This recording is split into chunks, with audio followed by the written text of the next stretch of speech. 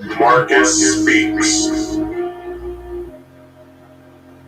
Marcus. What is going on, everybody? Welcome to another episode of Marcus Speaks Live. I'm your host, Marcus, and I got a hard hitting show for y'all today. So, let me get some things situated first before I start. All right, so let's go over some housekeeping. So again, wrong show. That's up. Welcome to Marcus Speaks Live. Please like, share, comment, subscribe if you're new. Hit the bell to all if you can, so you can get all of my notifications. I am using Restream.com to simultaneously cast to both Facebook and YouTube. So everybody who's on Facebook, if you're over there, at the end of this stream, when the stream ends, I'll delete the live video over there on Facebook, but the YouTube link will be in its place and it's sitting there right now. So if you could, click out of the Facebook video and click on to the live stream, the link that's in its place, that's either below it or above it, and come and watch. Excuse me. Everybody, please don't forget, I do a game stream on Fridays at 6:30 p.m. Eastern Standard Time, okay? Yesterday I played Ghost of Tsushima DLC. So if you go to the video game free for all playlist, it should be the last one that's in that playlist.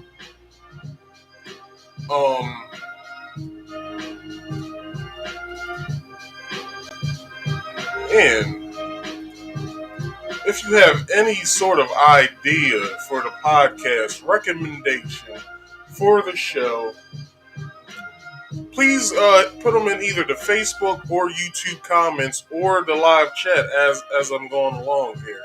I will see them, and I can put if whatever that you say, I can put up your comment just like this. All right. So, moving along. You can also hit me up in my DMs if you do recommend any ideas or games for the podcast or the game stream. You can hit me up in my DMs. And my DMs are Instagram at marcus.speaks.podcast. On Facebook, the personal page is Marcus Speaks.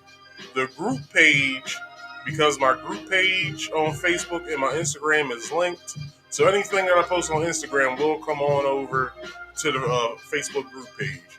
You can find that at Marcus Speaks Podcast. The way you can find it is if you go into the Facebook search engine, type in Marcus Speaks PC, all one word, you should be able to find it. All right? And everybody who's on Facebook, like I said, I'm also here on YouTube. So come on over, hit that link that's on, that's above the video that you're watching now, and come on over here to Facebook. Show me some love. On YouTube. Show me some love over here on YouTube, okay? And if you could, like, comment, share, subscribe if you're new, hit the bell, hit the comment section, hit the live chat. All right, I will reply to all positive comments. No negative comments. I will be replying to. So if you're here trying to give me a rough time, I'll just cut you off. All right. So, damn, I did that in a good amount of time because my theme music is just now cutting. So, everybody,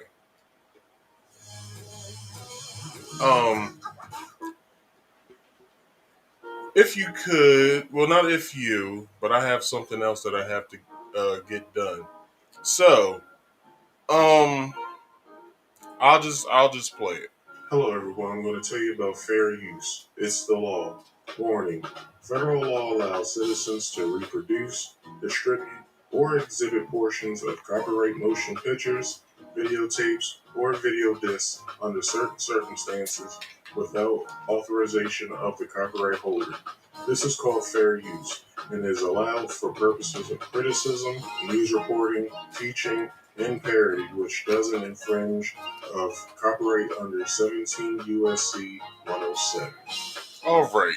So the reason why I have that prompt up and it plays is for the simple fact that when I go and do my show, if you sitting here watch me do my show, I have certain points that I make that do go along with Facebook, not Facebook, but videos that I play. Okay, so if you're sitting here watching me now, you might see a video come up on the television in back of me. So it just goes along with my point, all right? So with today's show, I will be playing a various amount of videos, but I will not be playing them in their entirety. They all will be played in a fair use type of notion, all right? So I don't want to infringe on anybody's rights or their copyright rights or anything. So anything played today will only be played for a certain amount of time until I turn it off. All right. So I don't really have anything as far as like a monologue or anything. I tried the monologue. Well, I had two monologues, but I really have one today. I just want to jump right into what I'm doing, only for the simple fact that I am a tad bit late. Like I started like an hour late. So what I probably will start doing is putting up in my little prompts here that I show at the bottom of the screen when I'm starting my show. You'll be able to find me here between 6:30 to 7:30. All right, every Friday and Saturday. No later than 7 though. So let's get into it, y'all. It's been some big trouble over there in Kabul, and we've all seen what has transpired over there. It's been a lot of fuckery and bullshit as far as when it comes to the American government that's taken troops out, but they thought of taking the troops out first instead of the civilians, which I don't understand how that makes sense until Biden made his swap. Because he was about to leave all the civilians, American workers that's over there and stuff and their families. He was about to leave them over there and fend for themselves. Until somebody had to whisper in his ear, I think it'd be a little smart if you bring the citizens in first, leave the troops over there for a little while to help out with the Afghani soldiers, and then bring them home. And then I guess that was his notion that he wanted to do. So first things first.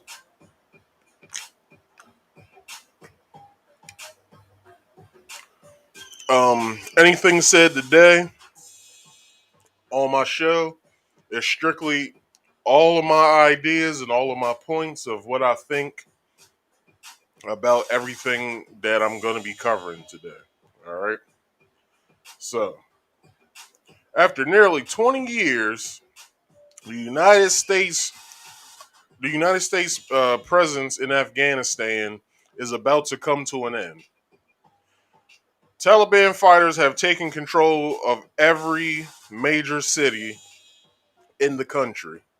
The Afghan the Afghan president has fled, and U.S. and Afghani personnel are quickly being evacuated under the watch of the thousands of American troops. Uh, Below are updates on this unfolding situation. So what's going to be below is really going to be over here. I'm going to show a video pretty soon. All right, which I rather bring up what I'm gonna show first. So, boom, boom, boom. Um, as it develops. So, in an interview with ABC reporter George George George Stephanopoulos, President Biden said there was no way the withdrawal of the United States troops from Afghanistan could have happened without significant chaos erupting, and he did not acknowledge any errors in his administration's handling of the situation. So, I will play this first video first. I basically have Biden's speech about it, so I won't play his interview, which I don't even think that interview has came out yet.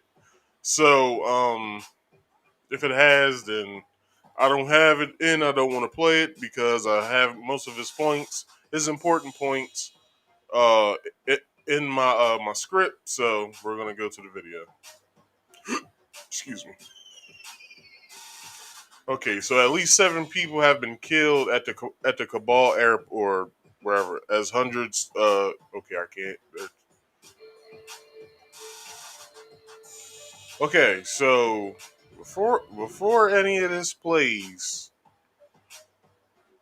I will be clicking off and on from this video because there are some disturbing um parts of this video that I don't want to show on YouTube. All right. Uh, this video has been shown on YouTube.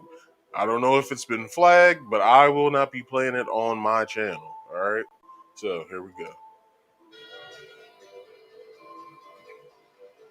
Oh, oh, oh.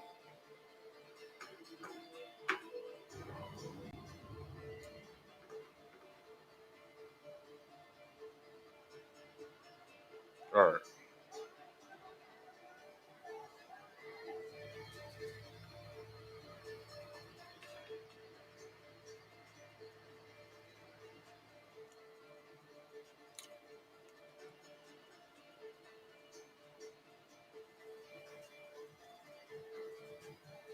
So the Taliban is everywhere. It took no more than a day for them to take parts of Afghanistan over. And to be honest, we're sort of to blame for this. The American government is, I should say, not myself personally, or any of you guys. Let's take a step back. This is manifestly not Saigon. The fact of the matter is this. We went to Afghanistan 20 years ago with one mission in mind, and that was to deal with the people who attacked us on 9/11. And that mission has been successful. We brought bin Laden to justice a decade ago. Al-Qaeda, the group that attacked us, has been vastly diminished. Its capacity to attack us again from Afghanistan has been, right now, does not exist. And we're going to make sure that we keep in place in the region the capacity, the forces necessary to see any reemergence of a terrorist threat and to be able to deal with it. So in terms of what we set out to do in Afghanistan, we've done it. Or the UN Secretary General Antonio Salem has urged the Taliban to protect the lives of Afghanis. UN Security Council is meeting on Monday to discuss the situation in Afghanistan. All eyes will be on Linda Thomas Greenfield, the US representative. Okay, more of it is just them talking on everything that's happening. All right. So,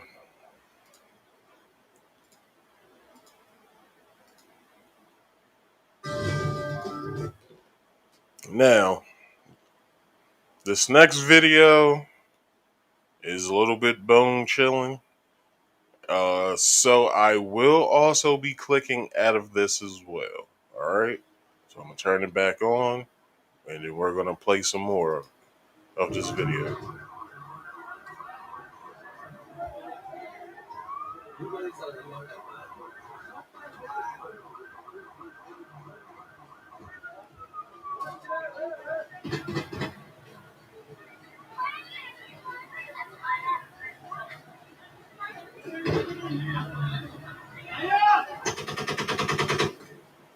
Hey, what's up, man?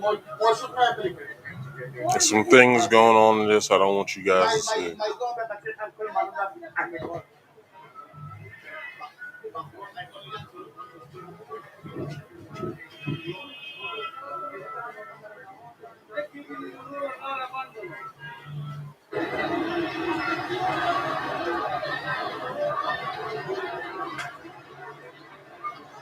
Like, it's thousands of people trying to get away from the Taliban because they're scared for their lives because they know what's about to happen.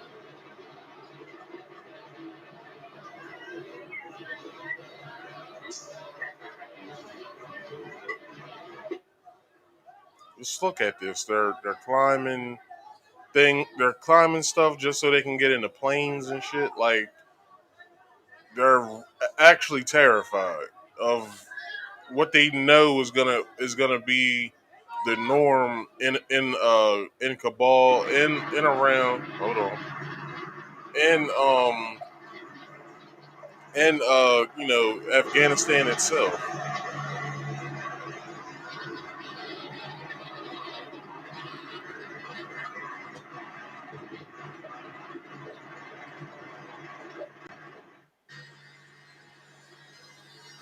All right, this is people hanging on for dear life to the plane. This is what's been shown on the news a lot. This is like the main thing, and I don't want to show that.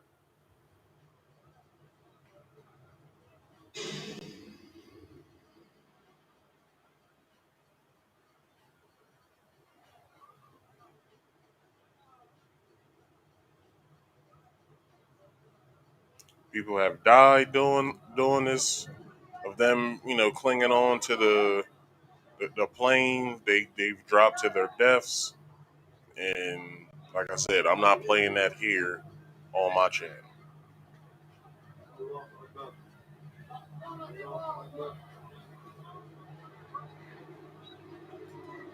All right, that's it with that.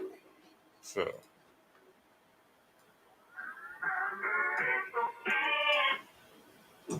okay, so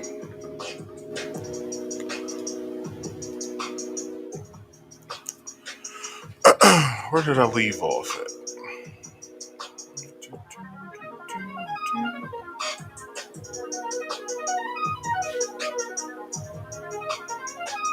Okay, so yeah, I said that already.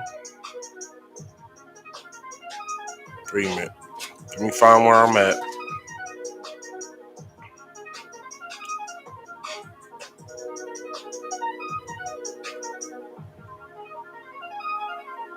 Okay, so when George asked Joe whether what happened on the ground had been a failure of intelligence, planning, judgment, or execution, Biden be, Biden began to say it wasn't a failure before pointing to the fleeing of the Afghan president and the collapse of the Afghan troops we had trained. Um, as the proximate cause of the problem, when George Stephanopoulos asked how how he had reacted to the pictures of the chaotic scene at Kabul's airport, Biden snapped that the scene depicted had happened 4 days ago, 5 days ago. It was really only two when that shit had happened, but he's he's getting upset at the wrong thing. He snapped at the man and basically was like, "Man, that was 4 days ago, 5 days ago. What the fuck does it matter? It's a fucked up matter that is happening right now, and as we speak. So why aren't you thinking about doing something now? The UN has to step in.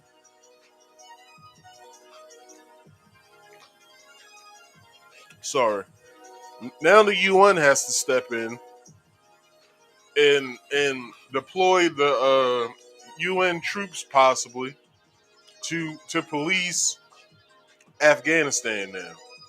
So not only are we out of the war, now the UN troops are about to police.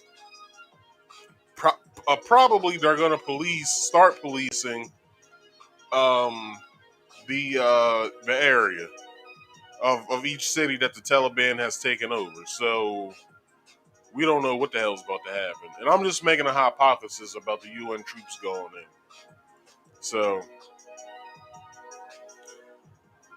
and that the problems, I'm going back to it, and that the problems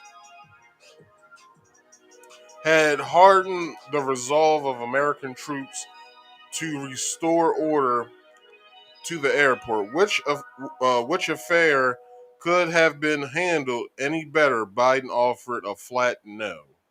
The idea, he says, somehow that there was a way to get out without chaos ensuing. I don't know how that happens, he said. The fuck do you mean? Like, it took a day. The people, the Afghan people are have been terrified of these people for nearly what? Not even with the war starting.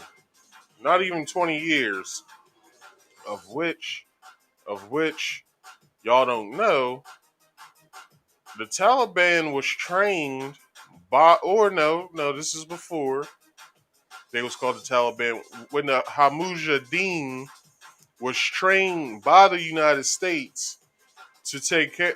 I think the U.S. was getting ready for like to heat up the Cold War. I think back in the 80s. So they was only training. What was it? Probably Afghanistan. Yeah, like the Mujahideen.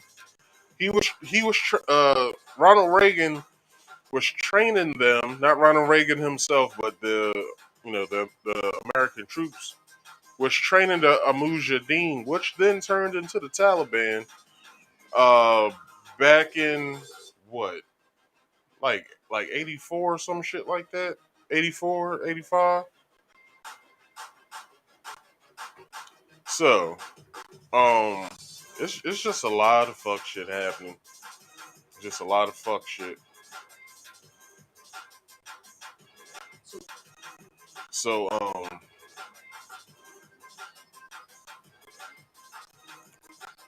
after seizing control of Kabul on Sunday, the Taliban took pains to signal that their rule of Afghanistan this time around would be less repressive, repressive version of the reign of terror they inflicted when they were last in control of the country, from 1996 to 2001. They began talks with ousted leaders from previous national governments and promised an open, inclusive Islamic system. And they made noises about respecting women's rights, at least to a degree. The group has said vaguely that it would respect women's rights within the framework of Islamic law. So you get the people out first, then the army. You right. You right. What's your name? I'm gonna put your There you go. Goddamn right. Get the people out first. Then you get the people. Then you get the troops home. I don't know what the fuck Biden was thinking. Like he had to actually, somebody had to actually tell him, hey, get the people home first, then get the troops home. Like, I don't understand what the hell his thinking is. All right. So, um, But there were early signs that this would not be a kinder, gentler kind of rule. On Wednesday, on Wednesday, Taliban forces violently broke up a protest against their rule, killing one and wounding six. The Associated Press reports that the public show of dissent took place in Jalalabad, where a group of Afghans lowered a Taliban flag that had been raised and put up a national one in its place. The Taliban fired into the crowd and struck people with batons. A local reporter said that he and his cameraman had been going door to door inquiring about Afghans who worked with the Americans or the disposed government.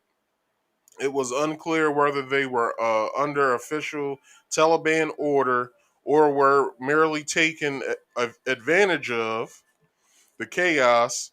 And the New York Times reports that in some areas, the Taliban, whether or not they were acting on top down orders, had uh, had already turned back this clock for women. In some provinces, women were forced to stay in their homes unless accompanied by a male relative. Many women around the country are bracing for an inevitable return of old ways. The Washington Post reports that administration's official told Senate aides Tuesday that as many as 15,000 Americans are still in Afghanistan. Like clearly, Biden doesn't give a fuck. Now I don't know if those people are already back here. They've made it to the American military base in Dover, Delaware. I'm not sure if they're here yet, but if they are, God bless them. If not, fuck Biden.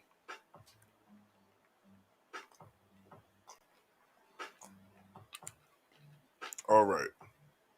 So I left off at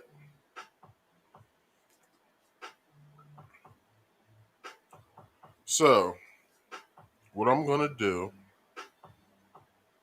I'm gonna play this next video by I think it has to do with Biden. Biden response to U.S. withdrawal in Afghanistan fuels fresh criticism. So let's get into this. Criticism is growing over U.S. troops' chaotic exit from Afghanistan. Reaction pouring in after Georgia's exclusive interview with President Biden. Stephanie Ramos is at the White House with more. And Stephanie, the president is expected to speak this afternoon. He is, Will. President Biden is defending his position, saying this is not the outcome they wanted in Afghanistan, but that they expected the Taliban to take over at some point. This morning, President Biden's answers on the chaotic withdrawal from Afghanistan now fueling fresh criticism. In his only interview since the Taliban overtook the country, Biden telling ABC's George Stephanopoulos that no one predicted it would happen so quickly. Back in July, you said a Taliban takeover was highly unlikely. Was the intelligence wrong, or did you downplay it? I think there was no consensus. You go back and look at the intelligence reports. They said that it was more likely to be sometime by the end of the year. But, you didn't put a timeline on when you said it was highly unlikely. You just said flat out it's highly unlikely the Taliban would take over. The idea that the Taliban would take over was premised on the notion that somehow the 300,000 troops we had trained and equipped was going to just collapse. They were going to give up. I don't think anybody anticipated that. But a source tells ABC that American officials at the embassy in Kabul did warn that Afghanistan was on the brink, warning the administration in a mid-July message of the Taliban's swift advance, and that Kabul could fall shortly after the end of August, the deadline the White House set for the drawdown. A State Department spokesperson declined to comment on that message, but said that the Secretary of State reads every communication Just look of the at these kind dudes, and encourages man. officials to raise concerns. That source also says the officials urged the State Department to begin airlifting Afghan allies out immediately. But in 1 month, that evacuation effort brought fewer than 2,000 Afghans out, leaving tens of thousands frantic for escape. The president has staunchly defended his exit strategy, saying turmoil was inevitable. So you don't think this could have been handled? This actually could have been handled better in any way? No mistakes? No, I don't think it could have been handled in a way that we're going to go back in What the fuck is hindsight he and look. talking about? But the idea that somehow there's a way to have gotten out without chaos ensuing, I don't know how that happens. Republicans slamming that statement, Senator Tom Cotton calling it a bald-faced lie, and Congresswoman Liz Cheney tweeting a truly ignorant and shameful performance by an American president. And in response to some of that This shit criticism, sickens White me. House officials tell me this. All right, so that's it. So, man, for everybody who's here right now, I'd like to give y'all a big round of applause. All right.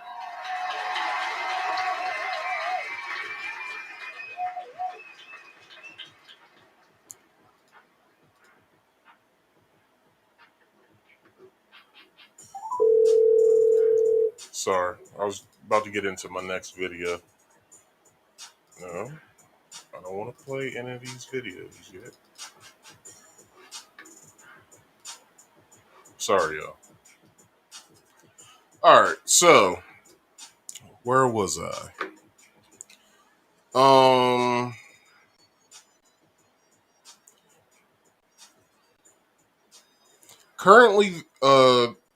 Currently, there isn't a plan for evacuating those who are outside of Kabul due to the Taliban checkpoints. But wait a minute. Wasn't Biden's plan, right? Wasn't Biden's plan when he got into office? What you said? You said, hold on, let me bring you up on the screen. You said the thing is that most of Afghan army is ghost soldiers. Might be 300,000 on paper, but there was only 60,000. Now, I want you to answer me this. All right. Wasn't Biden's plan when he got into office? Wasn't it to allow 60,000 immigrants into this country? Now, you don't think that the people that he's gonna allow to come over is 60,000 people from Afghanistan? Now, I'll say this: I have no doubt in my mind that it will be part Afghanistan or what Afghanis. Half will be Afghanis. 30,000 probably be Afghanis. Other 30,000 will probably be illegal immigrants south of the border. That's my hypothesis. That Biden, which he hasn't really shown or proved what he's going to do when it comes to getting this shit under control. Because if y'all didn't see, the thing was the first video, if not the second. The UN is going to have to talk about this, which they, like I said earlier, they might have to send in UN troops to police the area. Now, do we know if the Taliban is telling the truth or not? Is that they're going to uphold laws and allow people to go about their daily lives? I don't really think so, because their whole thing is probably that they want to go back to old Sharia law. That's probably what the Taliban wants to do. Which Sharia law only follows the Quran to the T. That's all Sharia law is. Which the women's rights thing, they say, hey, we'll make sure that gets upheld and that that keeps going. But what I just read just a little while ago is that females have to be accompanied by male family members just to be outside. Now, what type of shit is that? All right. So, currently, currently, there isn't a plan to evacuate those who are outside of Kabul due to the Taliban checkpoints surrounding the capital. Later on Tuesday, National Security Advisor Jake Sullivan said that the Taliban informed U.S. that they are prepared to provide the safe passage of civilians to the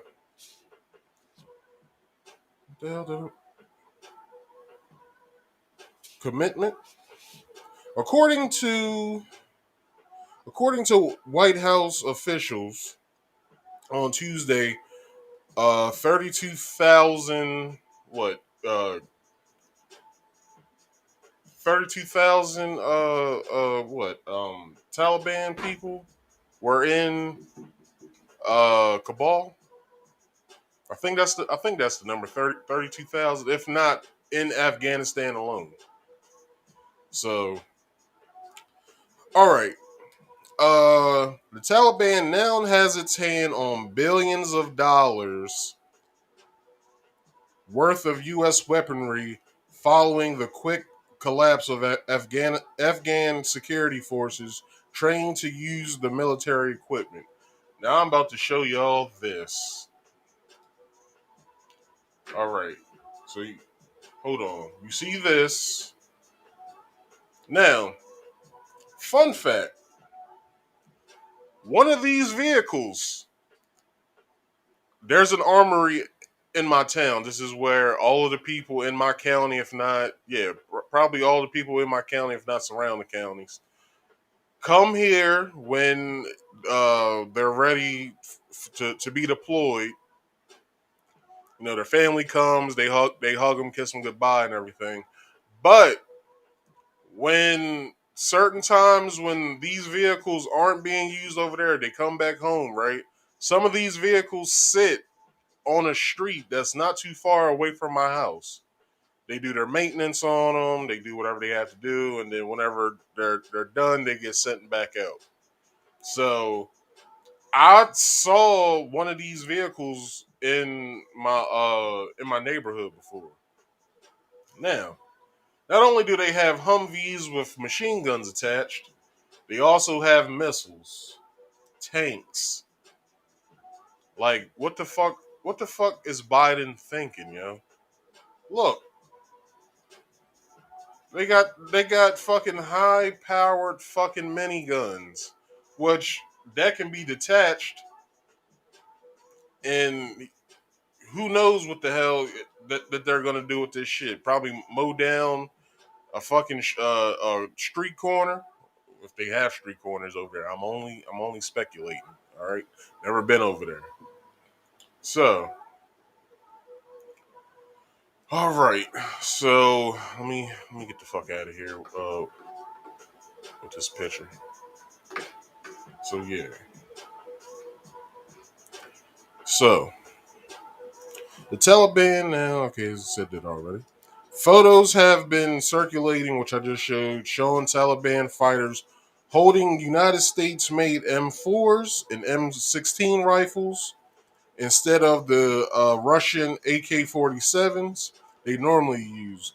Militants have also been spotted driving U.S. Humvees, which I just showed, and mine-resistant ambush-protected vehicles, which I showed as well. In addition, the Taliban is also reported to have seized Black Hawk helicopters, A429 Super Tucano aircrafts.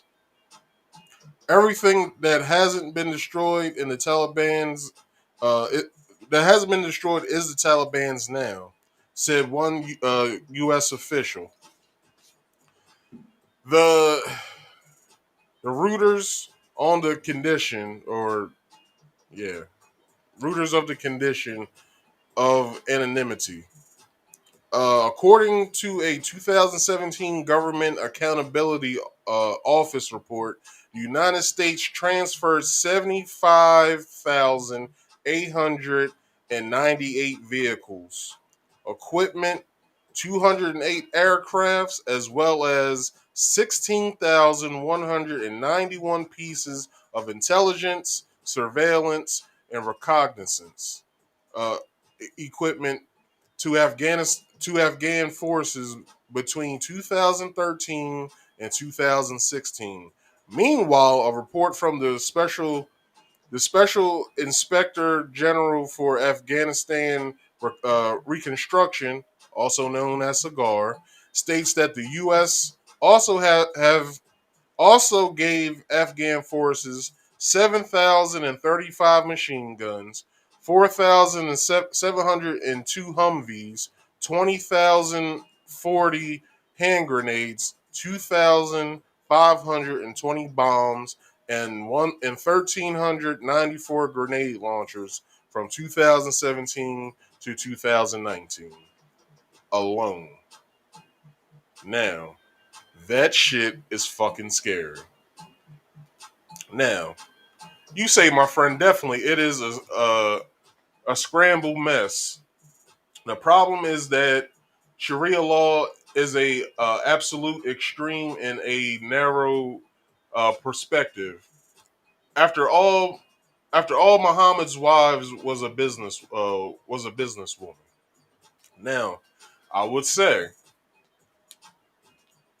Sharia law is extreme, but and I'm Muslim myself. In those countries, the Middle East, they follow the Quran. Basically, the Quran is law. That's just what it is over there. There's nothing that I can say to somebody over there that wouldn't spark which there is a passage in the Quran that states that basically if I disrespect the religion of Islam, which I never do, which because I'm a Muslim myself. But if anybody disrespects the Quran or the law of Allah, you basically have to fight for what you believe in. So that's just what it is. All right. All right. That is that story. All right.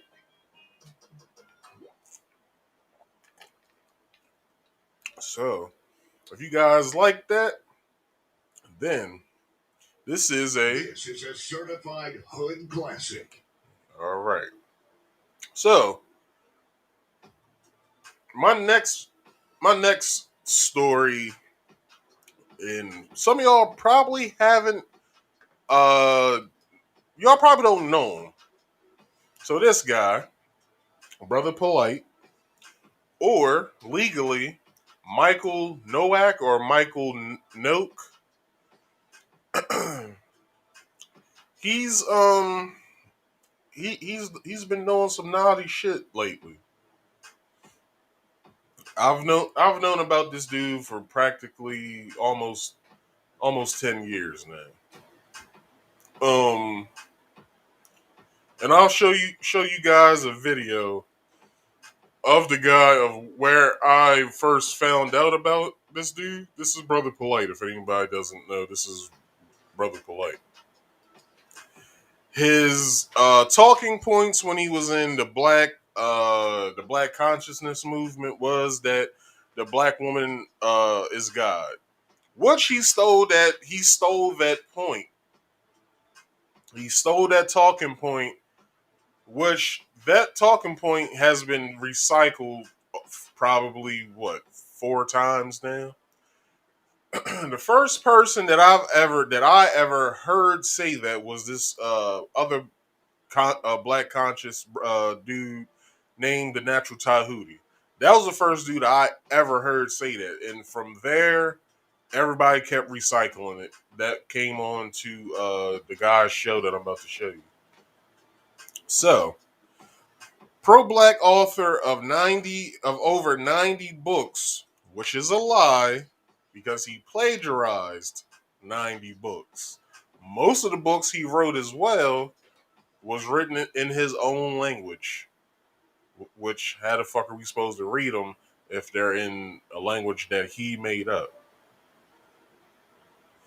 So, anyway, black author of over 90 books, motivational speaker, and entrepreneur Michael Noak, who is known professionally as Brother Polight, has been arrested for the alleged R word or rape, because you can't say the actual word here on either Facebook or YouTube. So we're gonna either say the R word or rape.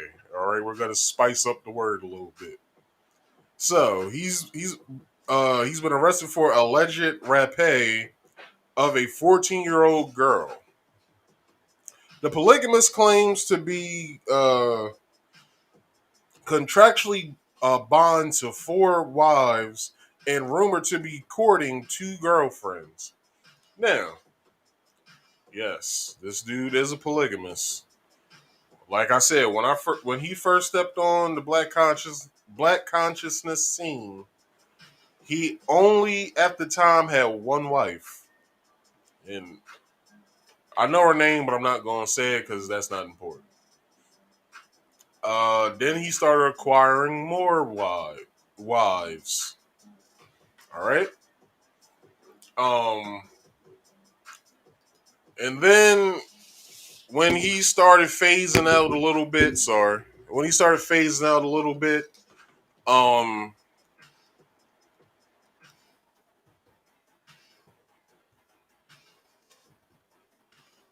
hold on, sorry. So when he started phasing out a little bit, I last saw him with 4 women, which these are the wives that are being talked about. Then over the years, he's been courting women. I've seen him with numerous females. He said that he wasn't too fond of Caucasian women, but he has been seen with Caucasian women. This man, him. He said he wasn't too fond of white people. Then he started getting on this whole kick of the white man isn't the devil, black people are, because we create our own bullshit. How he got that notion, I don't know, but that's neither here nor there. So that's just a little background of his humbled beginnings, I should say.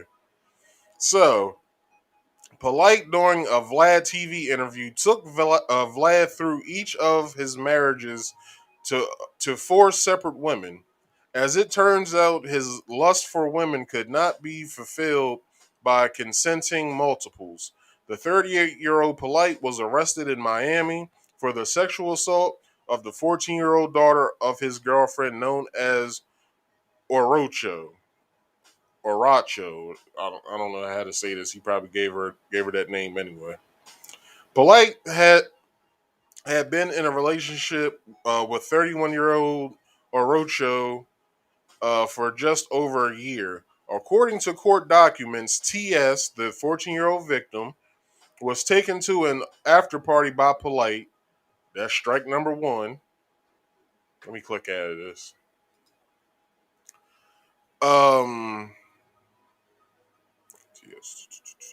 Okay, an after party. Polight requested permission for her mother to speak to T.S., intending to use this private time between himself and Orocho's daughter to mend the relationship between the mother and daughter. Polight took his alleged victim to Club 11 on 29 Northeast 11th Street, Miami, Florida. Upon arrival, the club was closed. The two went back to a hotel room of 1100 West Avenue, Unit 319, Miami Beach, awaiting the new party location. Now, hold on. You crazy for that. So, this is what everybody's saying. Why in the fuck was he with a 14-year-old girl in the first place? That's number one. Number one and number two, it wasn't his daughter. His daughter is actually what? I think the same age or around the same age. Yeah, he has kids, yo. So for some reason, why is it that you took a 14-year-old girl to a after party that was at a club? But wait, it gets worse, people. It gets worse. Let me keep reading. While the two were alone in his hotel room, the defendant, Polight, gave the alleged victim numerous alcoholic beverages which she consumed. Now, this is what I have to say about that. This is what I have to say about that. Now, I'm not denigrating the mother here. I'm just coming up with some sort of hypothesis. All right? We are in the Me Too era, right? And I'm not denigrating the daughter whatsoever at all. I'm not coming down. I'm not. Okay? Just hear me out. We are in the Me Too era, right? So, wouldn't it be some sort of smart ploy for a woman that has yet to be one of his wives, right? They're just dating, to do some evil shit to where she gives her daughter up to a man that she's plotting on? It's just a hypothesis. I'm not saying that the mother's wrong with what she did, because it's some shit about her in here that makes her look like a good guy. So I'm just making a hypothesis. I'm just saying that maybe it was spoken about between Polight and the mother that when she gets custody of her daughter, or if she gets her daughter back, or they mend their relationship, that she will give his daughter to her. I mean, to him. Sorry, to him.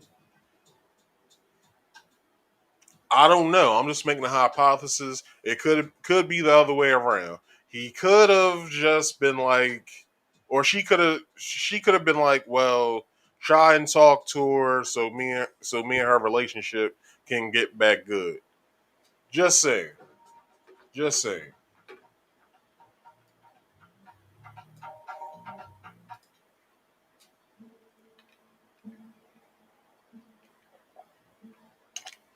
So,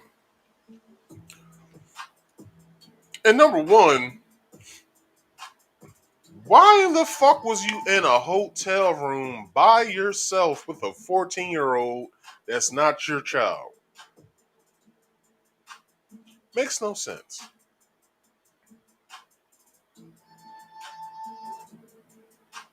Makes no sense to me. Look, I've dated women who've had kids. I've dated women with older kids, with younger kids. Now, the older kids, they older. I don't really have a reason to, they're doing their thing. They teenagers. They know everything. Didn't mess with them. Younger kids, yeah, they're young. would talk to them, give them some good advice, play video games, or if they were girls, I'll sit down, have tea parties with them and shit. Try and get in good with the child so I don't have a problem with the mother. That's all. You know what I'm saying? But not once did it come across my mind is, hey, let me serve this kid some alcohol and go to a hotel room. Not once, and not ever will it. But it gets worse. It gets worse. So the victim then stated that Polight began dancing and touching her inappropriately all over her body, groping her thighs, buttocks.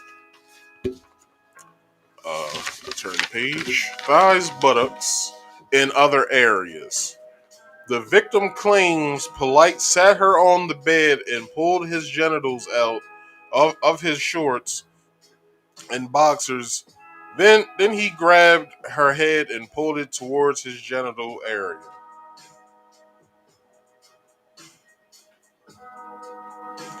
It gets worse.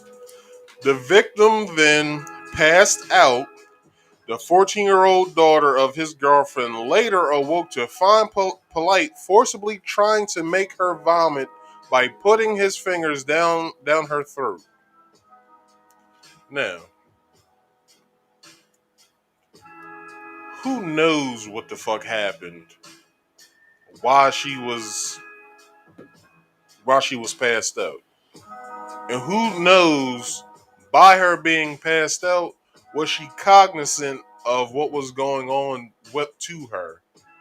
You have to have a moral line that you should never find yourself in. You goddamn right. You goddamn right. I gotta show that. All the fucking time. You have to have a moral line that you should never find yourself in. Never.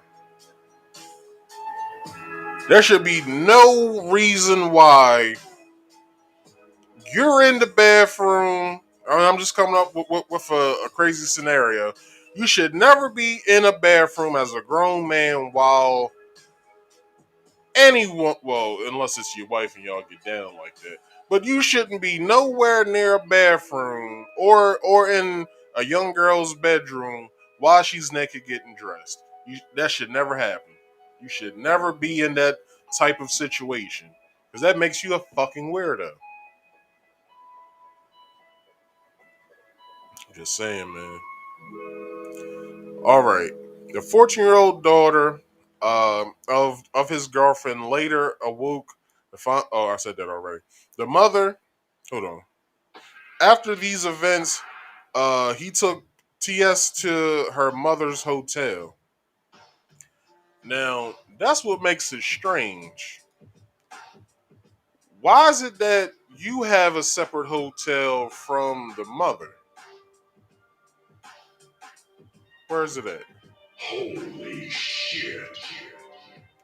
Why the fuck is there not, because he has a net worth of $5 million. That's what I read. That he had a net worth of $5 million.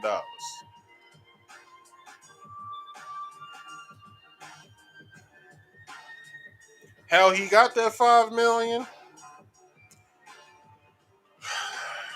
Y'all remember I said that he plagiarized 90 of them books, right?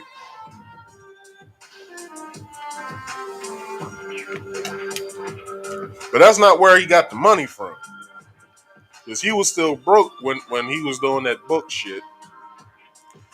He wasn't well off either. He had a little bit of money. And this fucking song is horrible. That's horrible too. All right, there we go. All right. What got him his millions is that he came up with some sort of a, well, can I call it a Ponzi scheme? I probably can. He came up with this crazy elaborate Ponzi scheme where he was basically selling sovereignty to people. So it's this one video, and I'm pretty sure it's still up on YouTube, where he basically was stealing money from single mothers, and not just single mothers, just anybody who was dumb enough to give him money to sell to get sovereignty from him. That's the crazy part about it.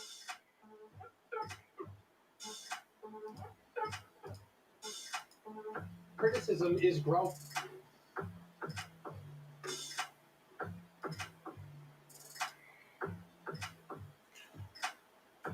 That's not the video.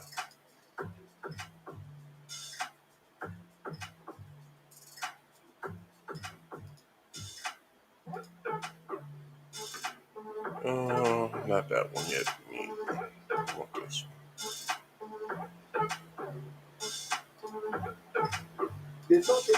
All right.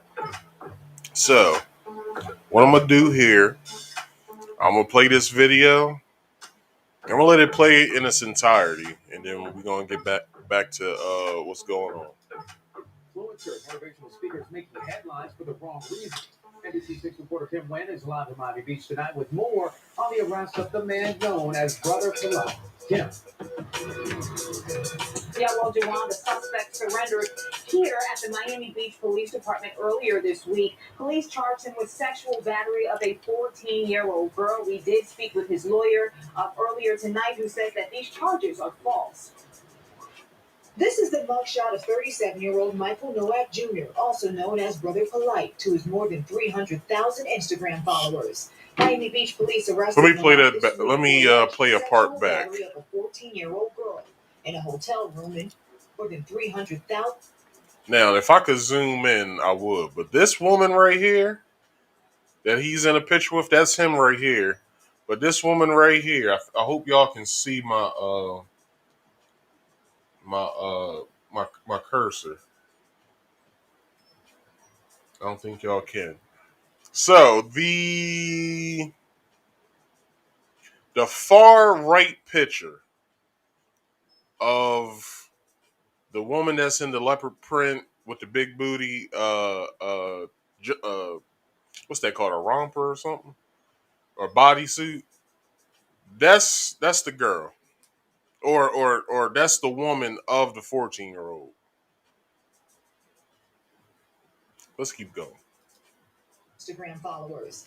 Miami Beach police arrested Nowak this week for alleged sexual battery of a 14-year-old girl in a hotel room in February. Police say the alleged victim was the daughter of a woman he was romantically linked to. Defense attorney David Terrace says his client is innocent. Once the evidence is produced, that he is going to be exonerated. Not guilty, nothing else. According to the police report, Nowak, a motivational speaker and author, If you could, please like, share, and subscribe, and hit that bell to all if you could. In Miami. The report states Nowak took the teen to his hotel after seeing that the club was closed. Police say the suspect gave the teen alcohol and started dancing and touching the teen inappropriately, groping her breast, inner thighs, and buttocks. It goes on to say Nowak tried to force the teen to perform oral sex on him. The teen allegedly passed out and woke up to Nowak, trying to make her throw up. These are serious allegations, but in any situation, there is always motive. There is always a lot behind it. Miami Beach the video froze. Sorry. Sexual battery of a 14-year-old girl in a hotel room in February. Police say the alleged victim was the daughter of a woman he was romantically linked to. Defense attorney David Terrace says his client is innocent. Once the evidence is produced, that he is going to be exonerated. Not guilty, nothing else. According to the police report, Nowak, a motivational speaker and author who lives in L.A., asked the woman if he could take her daughter to an after party at a club in Miami. But for what? Took the teen to his hotel after seeing that the club was closed. Police say the suspect gave the teen alcohol and started dancing and touching the teen inappropriately, groping her breast, inner thighs, and buttocks. It goes on to say Nowak tried to force the teen to perform oral sex on him. The teen allegedly passed out and woke up to Nowak trying to make her throw up. These are serious allegations, but in any situation, there is always motive. There is always a lot behind the scenes. Oh my gosh. Exactly. How the hell does a parent let a 14-year-old out while not knowing what she's up to? You're fucking right. But this is the new parenting today. Now, look, when I was growing up, I'll be 33 in October. When I was 13, this is 20 years ago. This is what, 2002. No. 2000, between 2001 and 2002, right? When I was 13, I had to let my mother know where the fuck I was at all times. Because she wasn't having that shit. Guess what happened when I didn't tell her where I was going? There's a funny story on my channel, okay? Let me find out what it's called, because I forgot what it's called. There's a funny story. Let me go to the playlist, because I'll find it faster. So when I was 13, right? And the video it's in my I Got a Story to Tell playlist.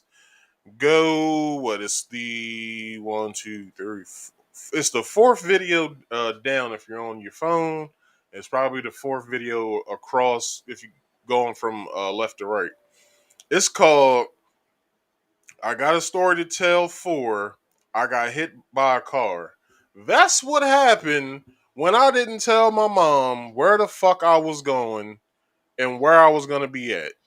I got hit by a fucking car while on my bike with one of my homeboys. Fucked up thing is, I scared the shit out of my friend because he didn't know if he watched me die. Now, just think of that traumatic experience, other than what the girl had to go through. Scared the shit out of my friend, man. He fucking sitting there. He fucking in tears. And I finally I pop up, and this is the funny part. The first thing I asked for was, where the fuck is my other shoe? Because my mom had bought me these Stacy Adams boots. If y'all know what Stacy Adams are, they're a high-end brand of men's dress wear. So luckily, my best friend's uncle was in traffic. Right when I got hit, he was in traffic. He saw who I was, came to my aid. Crazy part about that is the car that hit me was the mother of this girl who I had math class with. Now I know I'm telling y'all the full story, but it's much funnier if you go watch it. But anyway, I digress. But that's true though. Why the hell is a 14-year-old out and the parent doesn't even know where the fuck they're at? Like, what sense does that make? Now, here's the document. Now, let me enlarge this a little bit. Now, he has 3 counts. He has engaged in sexual act with what's that, child or whatever, sexual battery. I think that's him forcing his fingers down his throat, plus I guess pulling his genitals out. Or is that part of the sexual act? Just correct me if you guys know. And then contributing to delinquent and dependency of a child. The delinquency is basically him offering the alcoholic beverage to the 14-year-old. Now, Now,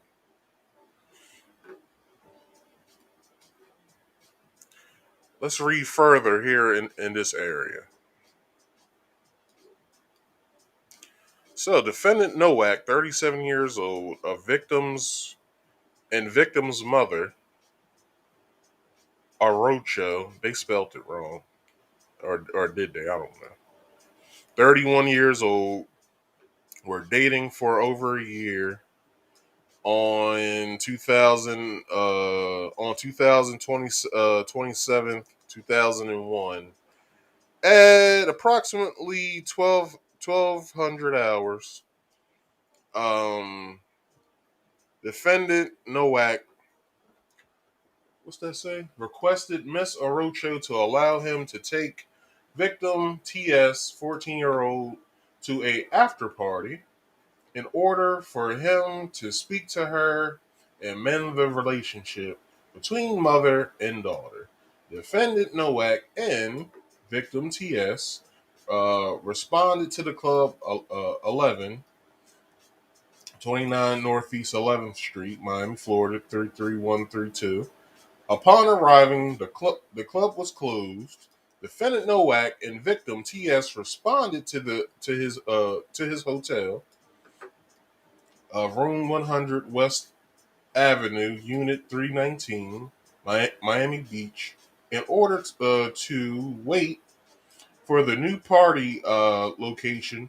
While they were in his hotel room, defendant Nowak continued on next page. And I don't have that next page, but it's basically what I wrote. Is him groping and doing all kinds of ill shit to that little girl.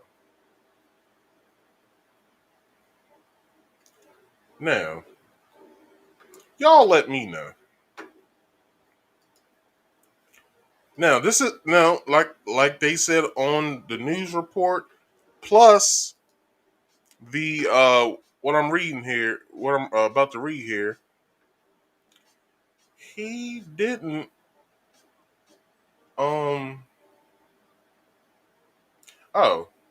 from what I understand with this next video I will play, he sounds like he's out, but from what I read, they said that his bond was denied, but I'll get to that. So, um so yeah, his was staying at a separate hotel. Not only that, her daughter was severely intoxicated, but also that TS had severe swelling of the mouth area. The defendant, Polight, according to court documents, then pled with the victim's mother against calling the police, saying that if she did, she would ruin his career. Miss Orocho, or Aracho, however you say it, transported the victim to Miami Sinai Hospital, where TS disclosed sexual battery. The victim was transported by her mother to the Rox Bolton Rape Treatment Center in Miami, where her clothing items were gathered and a R-word kit was performed with evidence collected. Said evidence was transported to the Miami-Dade County's forensic lab on 5/14/2001. Now, look, this story isn't that old, or it is that old. It happened back in February, but I think with all the evidence being collected, all the forensic stuff, trying to link him to the semen, they had to get a DNA sample, I think, from him, and then analyze the semen and see if it corresponds with each other.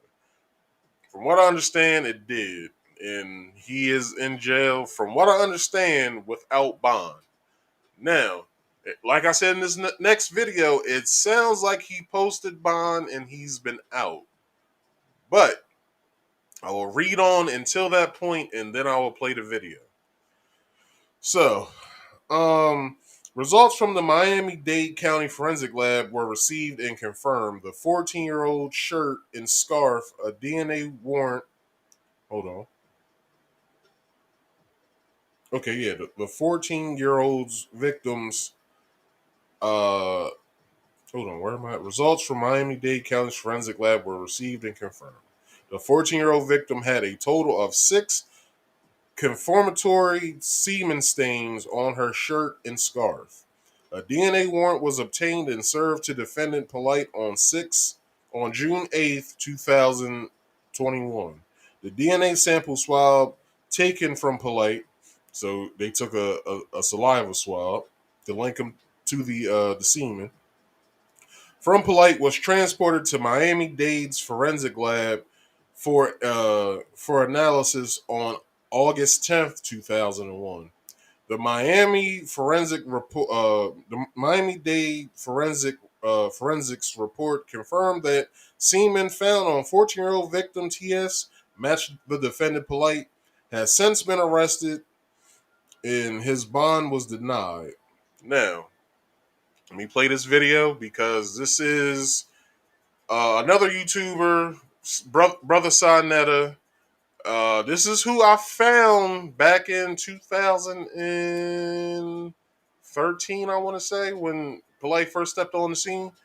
This is the person where I found Brother Polight. So here's the phone call between both Brother Polight and Sinetta.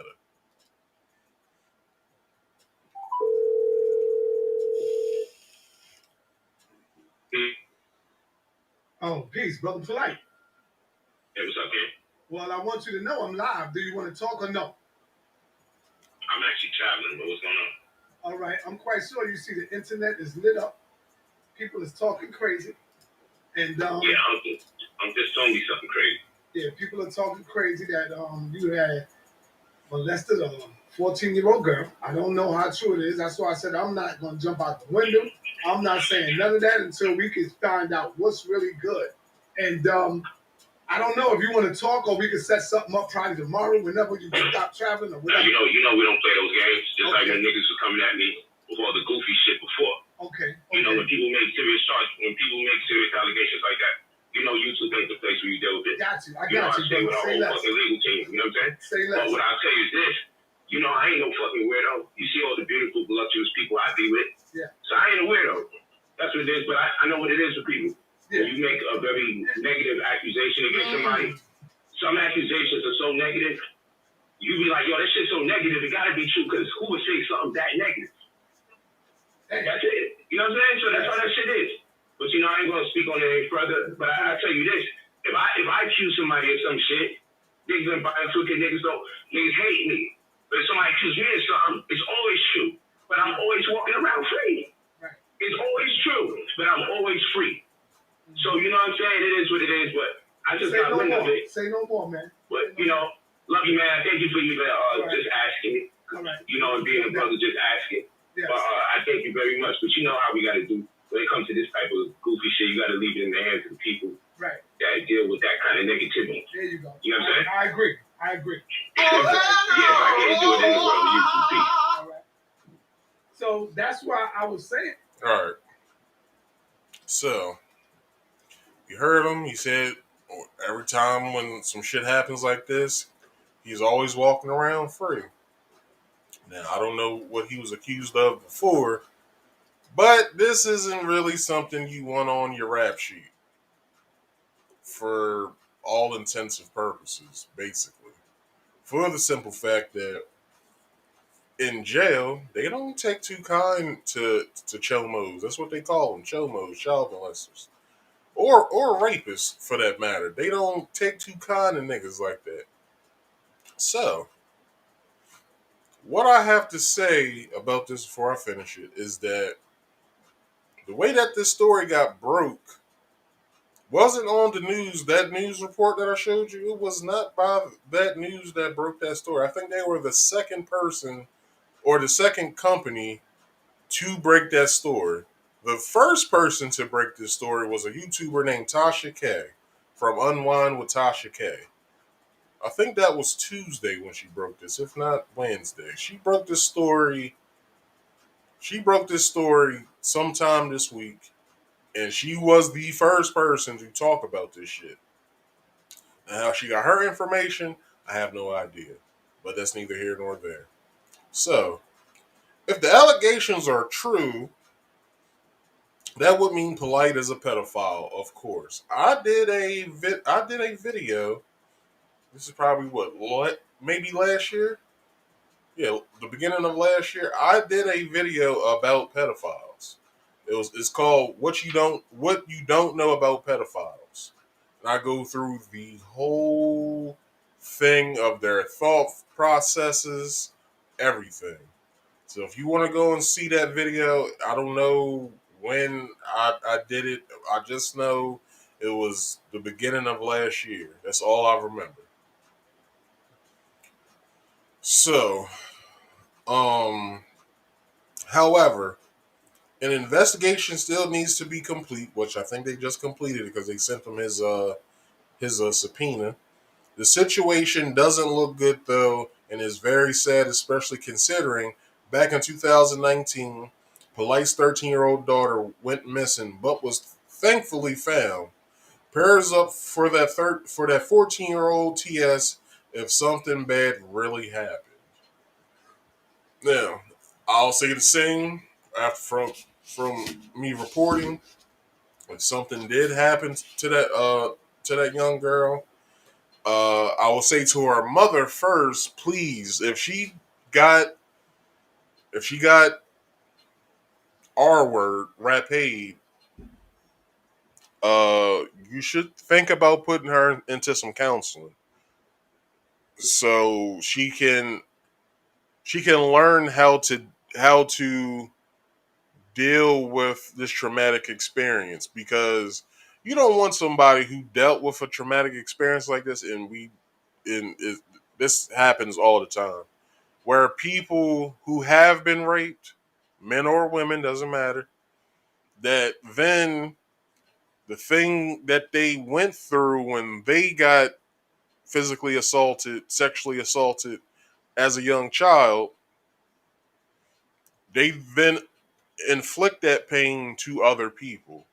Now, that's why I would say, please get her some help so she then doesn't repeat the cycle, because that cycle is all too and true for her and other people who've been through this traumatic experience. They repeat the cycle, or most of them, they learn how to deal with it and they teach other people on how to deal with getting R word. So prayers up to both you and your daughter, Miss Orocho, or Aracho, however you say your name, if that's your real name. Prayers up to you and your daughter, and I hope you guys did mend fences and become a family again. Now, that's that story. This next story, Abba and Preach. They have been quite the talking point on YouTube this past week because of a ragtag group of misfits, Fresh and Fit. All right, now let's get into this shit because this shit gonna be good. So, what sparked all of this is when Abba and Preach reacted to an old video that they did with Fresh and Fit's podcast. So in the recap, they were asked by a fan of their point. Abba and Preach just made more points than what they did when they were on the show. And this is the video right here.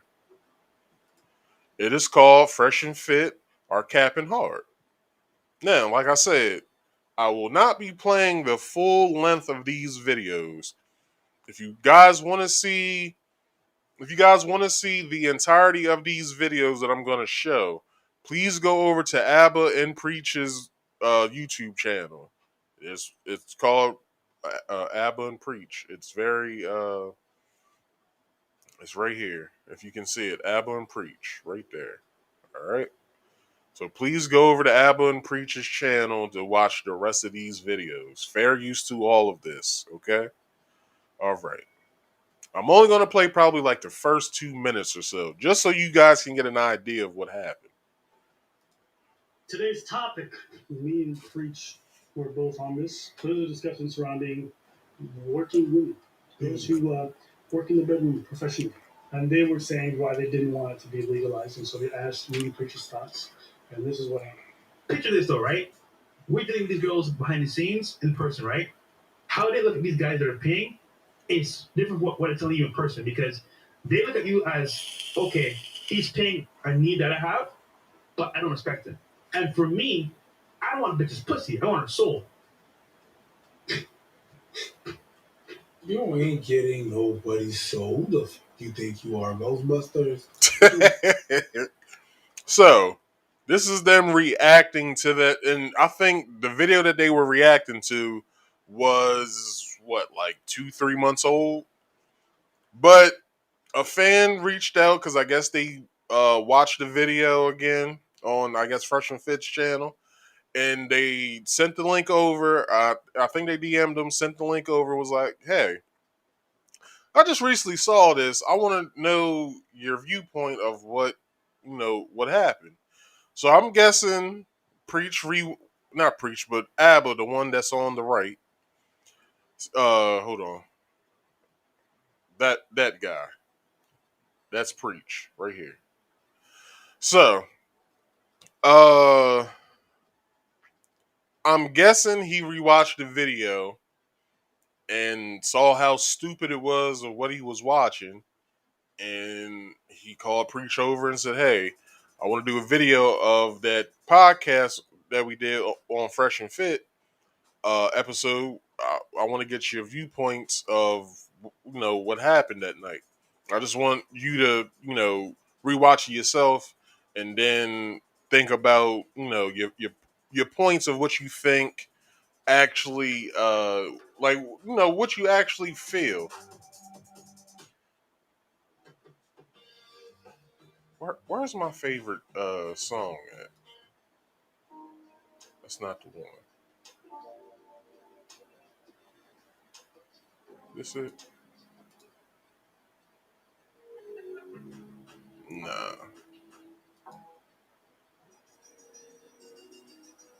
Here we go.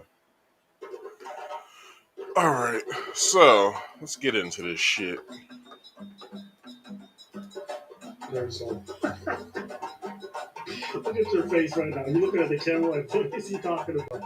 I don't know where the whole Souls comment came from. Like this, you want the soul? That's corny. That's super corny. But I don't understand. So I never understand. Like, I don't get a guy behind the scenes where she's going, baby, I love you, whatever, and then she showed me, oh, look, a bunch of Thursday guys in my DMs want to pay me for sex. Like, I don't get a guy behind the scenes. I'm not the guy that I get paid for it. And you talk about the respect. Let me ask you something. All the girls you smashed, yeah. If I talk to every one of them, you think they all respect you or going to say good things about you? Yes. All of them? All of them. That's a fucking lie. There ain't no goddamn way that every girl you've ever had as a girlfriend or just in passing as I'm gonna use their terminology, a pump and dump, a cum dumpster. What's another word that they like to use? I don't know. A bitch. I don't know. But there's no fucking way that every female that you've ever been with has something nice to say about you. Because obviously, dumbass, you had to have done something wrong in the fucking relationship in order for them to tell you, not to tell you personally, but to tell other people, I don't like that person because of whatever reason. There's no fucking way that that any female that you've ever been with has nothing but nice shit to say about you. I'm not saying that it can happen, because there are several relationships out there that anybody can pinpoint to and say, yeah, I'm still friends with my ex because of this reason. I'm just stating because these Fresh and Fit guys, I don't feel as though that any of these women have anything nice to say about these fools. Let's keep going. And I'm gonna stop it once these points are made. Okay. You know the best part? The live stream chat during that period, they were going crazy. I know. Yeah, they were just going, chat, that's a lie. I'm sorry, okay? I don't care who it is. I don't care what. If you're out there and you've been with enough people, eventually you're going to have people talking shit about you behind Exactly. your back. Even if it's not true, it doesn't matter. Exactly. You think all your exes are saying wonderful things about you? You think everybody you went on a date with Exactly. saying wonderful things about you? No. Fuck out of here. You guys run a podcast where you're talking about ladies all the time. Controversial opinions. There's no way the women that you've been with all of them have positive opinions. Exactly. It's impossible. It's impossible. This whole idea that having game makes you a better man, that's also not true. In some instances, it does great things for you. Helps you develop confidence and some good things. Fantastic. It also turns a lot of people into shitty people.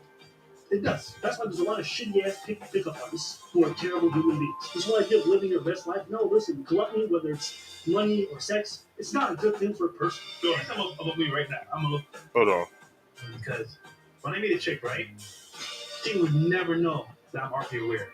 Because I move so chill and so cool that, like, when you compare to, like, yo, damn, what is it? Because, real talk, I'm a fucking bitch. Take her to eat some dinner. Her belly's full. She's feeling good. Yo, babe, text me when you get home. She's like, damn, that was an amazing time. Did you pay for dinner? Man! All right, I'll cut it there. So, let me cue up the next video. All right, so they was just giving some points from the Fresh and Fit, or Fresh's comments that was stupid and outlandish, because like I just said, not every girl is gonna say something nice about y'all in the relationship that y'all was in. There's no fucking way that any girl that you've been with that you didn't leave on a high note is gonna say something nice about you. It's females probably now talking. Well, I won't say now, but I'm pretty sure that there are many females or ex-girlfriends that I've had that have been talking shit about me. I'm pretty sure they have. Do I give a fuck? No, I'm not with them. So they mean nothing to me. They mean something to other people, but they don't mean shit to me. All right. So, and given the reason on what they think about women who sell their pussy hole, basically, that's all. That's what the whole conversation was about. It was basically about women who sell pussy hole. That's it. Now, Fresh and Fit feels like that selling a woman who sells her body, she's not a good woman. On the other hand, Abba and Preach, and I'll tell you this, I feel just the same way how Fresh and Fits feels about, well, not exactly, not to the T, but I feel like women who do sell their body, they aren't good for being in a relationship with. Now, if they want to handle their business, sell their body or whatever, like if they're like one of those high end earner escorts who sell their body, hey, do the fuck what you want to do. Ain't no judgment over here. Make your money. But will I ever try to be with someone like that, like in a relationship type deal or anything? No, I would never. So, let's see. Okay, so then Fresh and Fit caught wind of the video that Abba and Preach made and rebutted the video, but the video's no longer up. So what I'm about to show you now is basically Abba and Preach's rebuttal to Fresh and Fit's rebuttal. So here we go. Let me turn this down a little bit. All right, here we go. Today's topic. All right, seems like the guys from FreshandFit are really upset. We are better than you niggas. Period. People want to know our thoughts. I'm gonna keep it really brief. Right? I don't have much thoughts on it. Now, I want to say before they continue that Fresh and Fit took it a little hard of what Abba and Preach was talking about. Now, this is what I have to say about that. They didn't fully listen to what they were saying and well, you can't even watch that video that they did with that. It's like two videos that they took down just for this reason alone of why what's happening. As I go further, I'll let you guys, you know, make up for yourselves what's happening. Well, are they doing some good things for some people? I'm sure. I'm no doubt. I'm not even denigrating them. We just came at them for their ideas with regards to paying for box and all this stuff. Thought it was full of shit. I'm like, yo, relax, niggas, paying for box. Even more, what I find really distasteful is you come to find out that Myron Gaines himself, right, the so-called pickup artist, the master, has his own seeking arrangements account, his own profile. All right, this is on the web. You can find it. This man's out here talking about don't pay for bots, don't pay for bots. It's on a website for sugar daddies and sugar babies. Okay. All right. You want to be a giant hypocrite? Do your thing. Okay.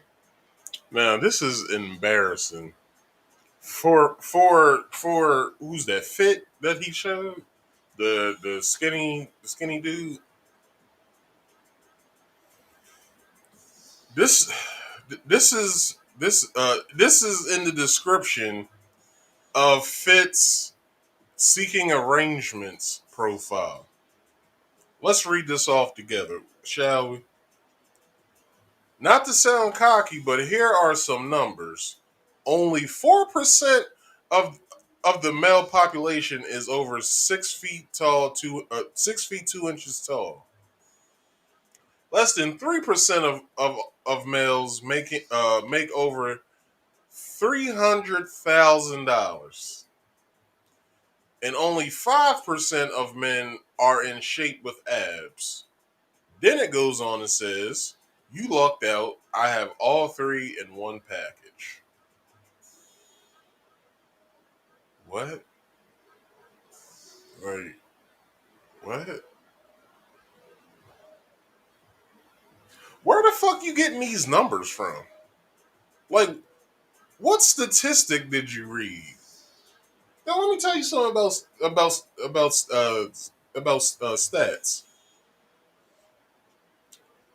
You know, they only poll most of the time like only 100 people. So then, how they make their decision of how many percent have whatever the fuck he wrote or are whatever the fuck he wrote? Most of the time, the shit's untrue. So you can just place a number there and put anything. I'm about to make some up right now. Only 4% of males uh, get pussy at night. Like, what the fuck is he talking about? Like, fuck out of here.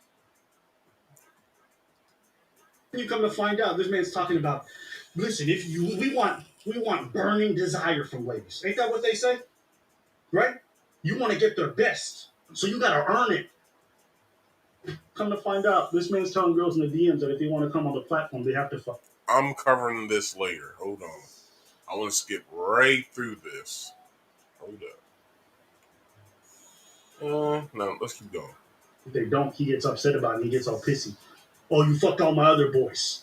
You won't fuck me, then you can't get on the platform. So wait, you want to bang a girl who just wants to come on the platform for clout? And you think that's burning desire?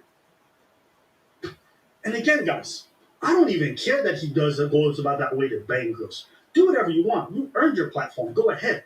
Needs the hypocrisy of these ideas. You preach to these men. But wait, hold on. Let me finish. That they have to always seek this thing, that this is the way to live, that this is the best way, but you don't even walk the talk. That fucking hypocrite.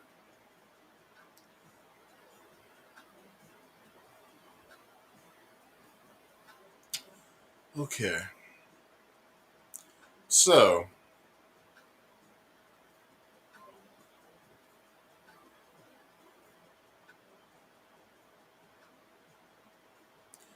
So, Fit then does the unthinkable. Uh, they caught one of this, made their rebuttal videos no longer up to watch, and they did the unthinkable, which I will play next. Fit, whose real name is Myron.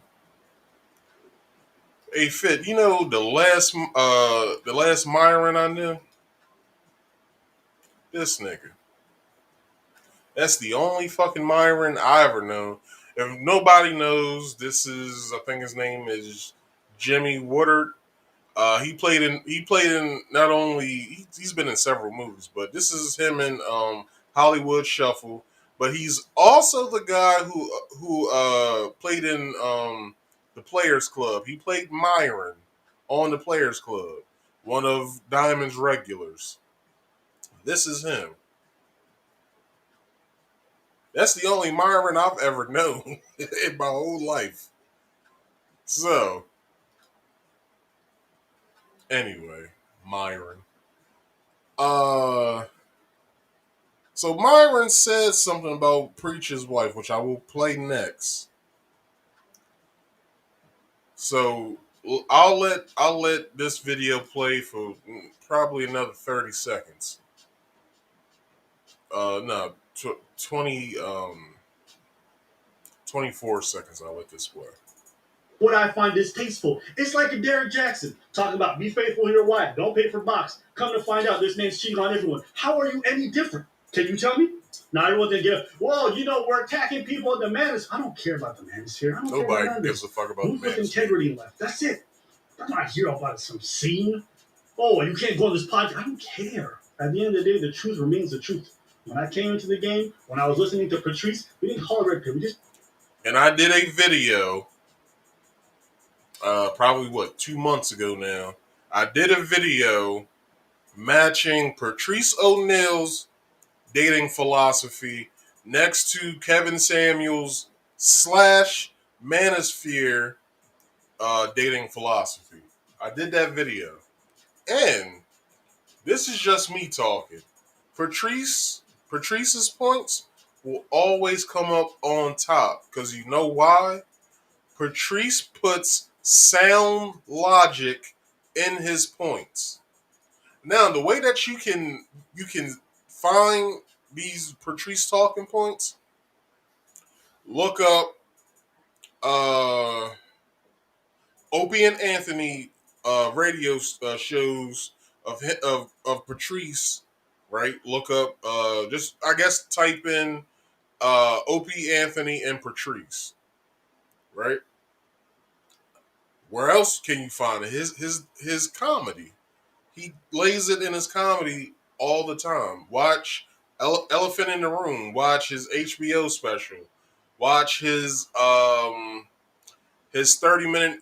He has a 30-minute HBO special. He has a Comedy Central special, and he also has a 30-minute Comedy Central special. Patrice laces this whole relationship dynamic shit with sound logic when he talks about it. I would say probably the main place where you should, and also look up the Black Phillip show. Also, all this is on YouTube. You can find this shit. Listen to all of this shit, and then you match up between the Manosphere and Kevin Samuels shit with Patrice's points, and you take your pick of what you think is true. I'm not telling you like what's true. I'm telling you what's true for me, but I'm not telling you what you should think. Maybe you think the Manosphere stuff is true. Okay, do you? But really, Patrice's shit over top of the Manosphere shit, it doesn't coincide with each other at all. A lot of people try to put Patrice in the Manosphere and shit like that. Well, Patrice is a Manosphere. No, he's not. Don't y'all ever disrespect that man like that or his work. All right? So, I'll let Abba finish, and we'll go to the next video. In my last talking points. The truth. These niggas is fronting on some points. That doesn't mean they're not helpful to you. Maybe if you're one of their fans, right? Maybe they help you with finances. I think it's maybe even they helped you with dating. I don't know. But all we talked about were these ideas and how they were hypocritical. Here's the thing. All right.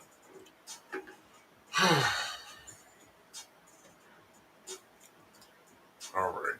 So, actually, it's 2 videos back to back.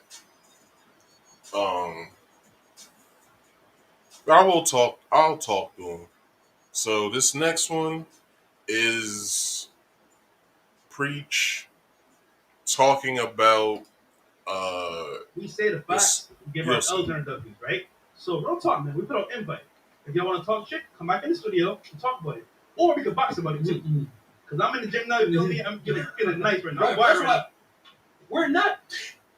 Yo, we're not. And later on in the video, you're saying that you want to box with me. Sort of happened that I'm going to be in the U.S. next week. You want to fucking do this shit? Let's go. Both of you. I'll be in the U.S. next fucking week. Hold up. Let's go. We'll put gloves on. Because not only this, that's why I have a problem. Now you talk shit about my wife. This nigga Preacher's married, probably to a fucking beluga whale somewhere. And now niggas talking shit. And you talk shit about my country. Old bitch said that he was about to send me on a boat to my country, to Haiti. Yeah? Cool. Next week, I'll be in the States. I'll drop by your fucking studios. You know where it is? Give me the address. I'll be right there. Don't come unprepared. We'll do it. You want to do this? Let's go. We'll put gloves on. It'll be legal. I know Florida laws. I take one bitch, then I take the other one. Let's go. Let's go. You want to talk? I'll be there. Okay, you know what? I wasn't there last time. I wasn't. But now you want to do this? You want to set up the box, man? Let's go. Okay, we can set it up. Both of you bitches. Let's go. This is what happens when you talk out your mouth and you don't realize what will come after it. This is prime example.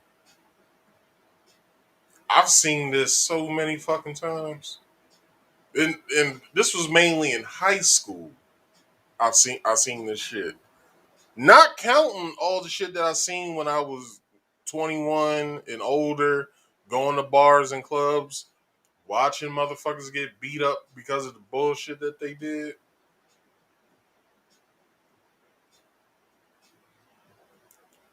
You don't ever in your fucking life. Why you think that you're playing around doing this shit and I think that somebody will say anything to you? You don't ever in your life bring up another man while talking about anything. Another man's wife, children, or loved ones, nor if they have pride in where they come from, you don't ever talk about that shit either. Because then this happens. You want to do this? Let's go. Let's go. I'll be there. Yeah, he's just going to do it. Okay, cool. Next week, I'll be there. Okay, listen.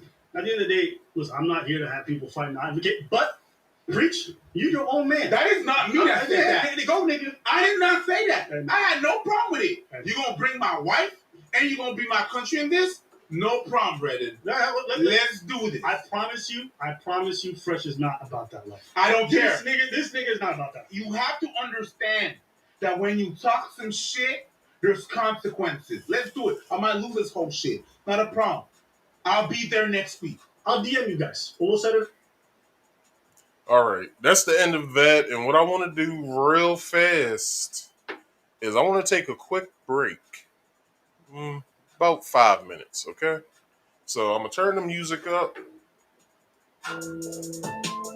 And I'm squirming in my chair right now. But, yeah, I'm going to take a quick break, all right?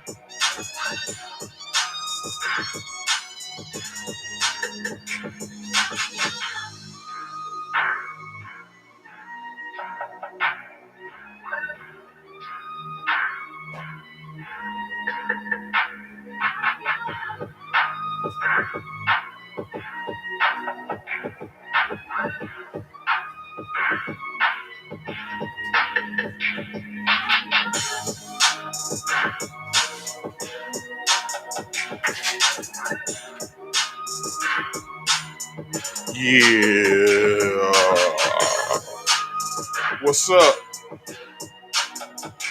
That took 2 minutes. All right.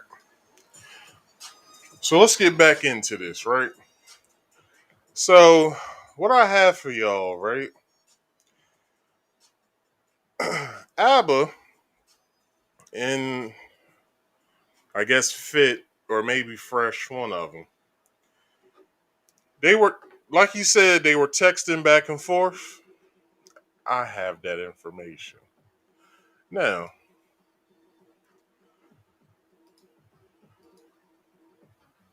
now, when I get to this, I'm already there. All right, so this is what was said. I'll try to blow this up. This is, hey, you wanted to box preach. Well, we'll be there next week. Since you offered, he'll see you there. They say $500,000 on air. Let's go. Right? So Abba says, dope. Set up gym and boxing gloves. We'll post it on YouTube as well. That we're doing it. We can be there on the 24th or 25th.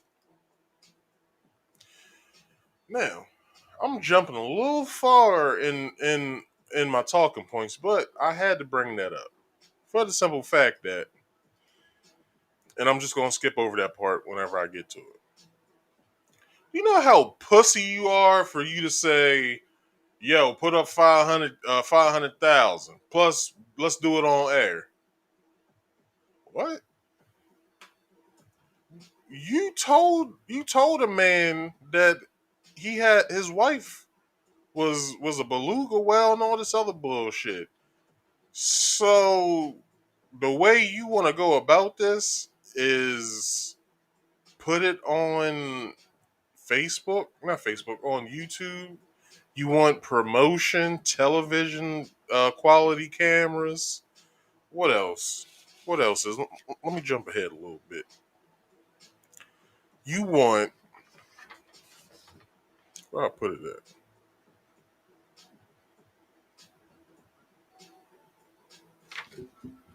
It's somewhere in here. But anyway, you want television style cameras. You want promotion. You want the 500K, and it was something else that he asked for. If you writing a check that your ass can't cash, you should shut the fuck up. Because as a man, if you talking about another man's wife, but you don't want to suffer the consequences behind it, then how about you do this next time? Shut the fuck up and don't bring that shit up no more. Because if you do, then you will suffer the consequences very dearly, and you'll probably have to heal from it afterwards.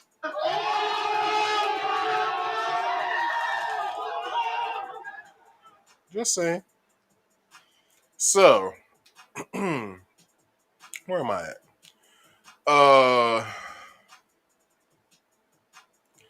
So I have to. I have so much integrity, right? When it comes to like shit like this, I have so much integrity where if I see, and this can be even with my homeboys. My homeboys can probably vouch for me with this shit. I don't talk to their girlfriends or wives without my friends' permission. Sounds silly. It sounds silly. But I don't talk to my friends' girlfriends or wives without my friends' permission. Because you don't want to be on a man's kill radar. You don't. You don't want to be on a man's kill radar for the simple fact that some men are jealous. So why the fuck? And in this instance, why the fuck would you even bring up a man's wife if you know you ain't gonna do shit behind it?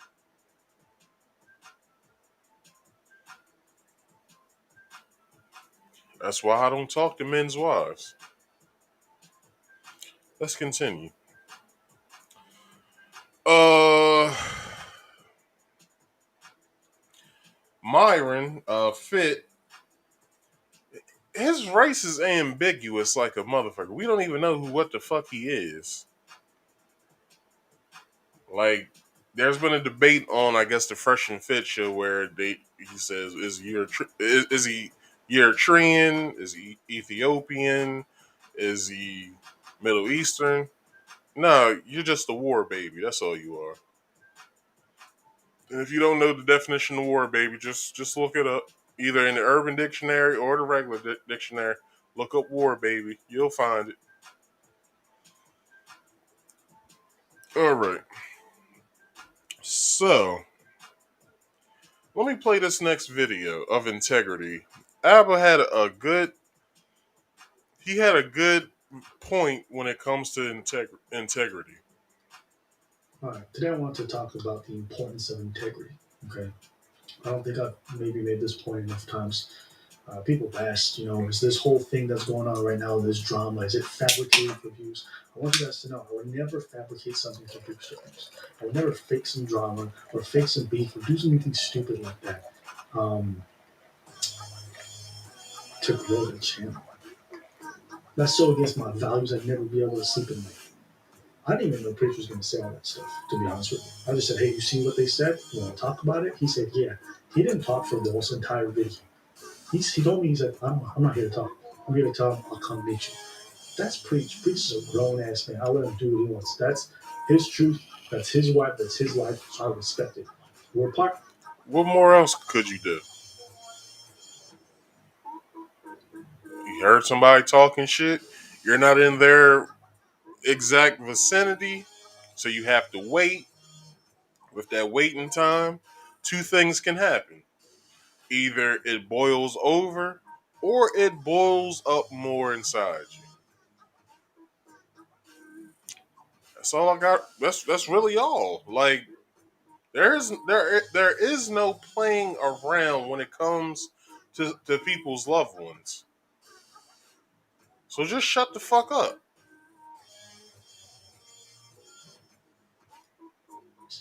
But he's allowed to move on his own.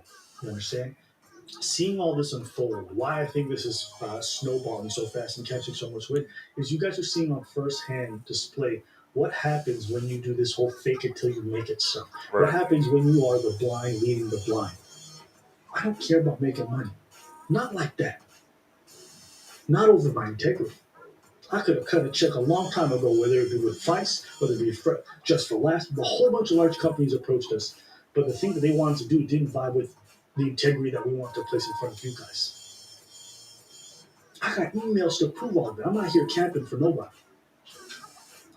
He's on stuff. Understand you got to sleep with yourself at night. So move through life. Move through life with that sense of integrity. That's what matters. Mm-hmm. That's what matters. Out here talking about, oh, don't sleep with these people and these people, but then you're doing that behind closed scenes. How am I supposed to look at you? People talk about, why don't you go and have a debate with these guys? How can I debate with people who do not even live by the positions that they're trying to advocate to? That's not a good faith discussion. How would I go talk to them? It don't even look good now that they ousted them about this. Now, since they have ousted them, if it's Aberrant Preachers fans that's asking, won't you go on their show, have a debate, or let them, come on your show, have a debate? Why? You already let the cat out of the bag. There's no debating. There's no debating of ideas anymore.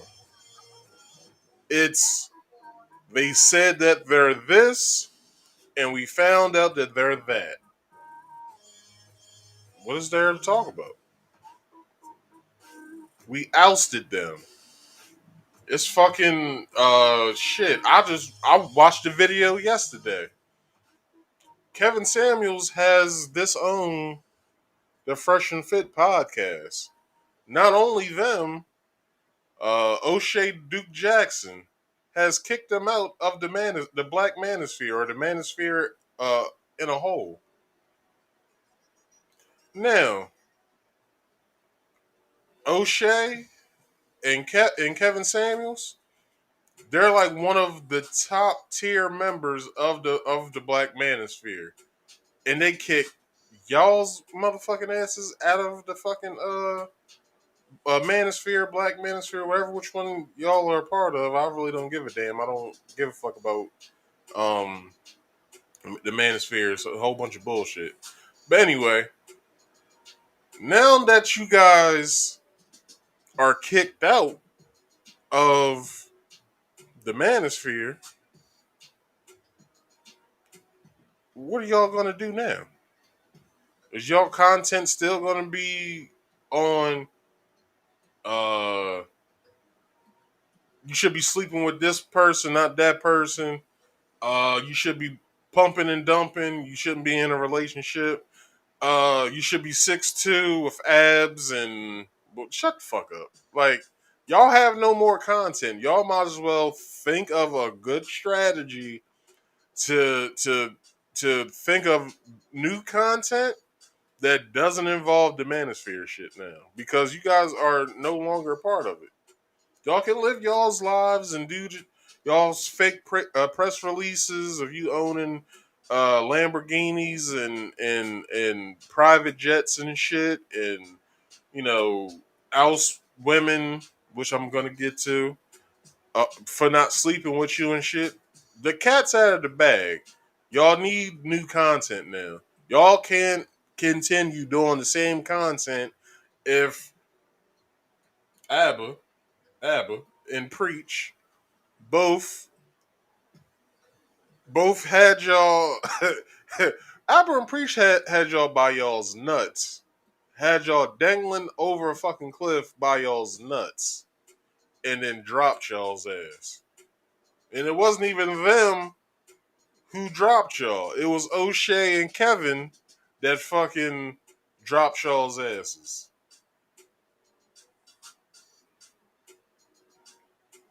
Y'all are done. You're done. All right. I'll play 20 more seconds of this. Someone who preaches something but does it behind closed doors. It's like going to talk to a pastor who's anti-gay, yet he does things behind closed doors. There's no conversation to be had. That nigga needs to talk to himself, look himself in the mirror, and ask, how did I get to this fucked up point? Until he does that, he can't offer me anything of value in terms of a conversation. When I collaborate with people, small channel. All right. So yeah, man.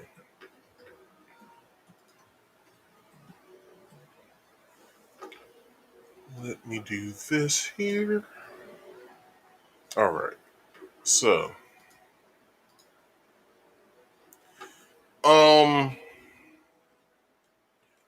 So What's up, y'all? My name's Anna Plan. I just want. not yet. All right. So where am I at? So look, not fresh, fit, the war baby. He gets so fucking emotional. It's like a female how emotional he gets. This dude actually, when he gets upset, he has a character of which he calls himself. He's corny as fuck. He calls himself by a comic book character, a white comic book character's name at that. He calls himself Frank Castle, the Punisher. If y'all don't know who Frank Castle is, Frank Castle is the Punisher in Marvel Comics. When this nigga gets all amped up when a woman that's on his panel isn't agreeing with his standpoints, he gets mad and he kicks him out. Sort of something like this. Or Canada, or Australia, whatever, that has the Duluth model of DV, if you guys know what I'm talking about. Which basically, can you stop interrupting me? And like laughing and making like faces and all that? I respectfully listen to you, right? No, I'm not even. I just feel like men's opinion is interesting and laughable. Look, laughable. No, I'm not even being funny towards you specifically, because a lot of men feel your point. It's coming. It's not just you. It's coming. The way I'm laughing, that's how I really feel. Like, men feel that way. A lot of men feel that way. It don't even be you as a specific man.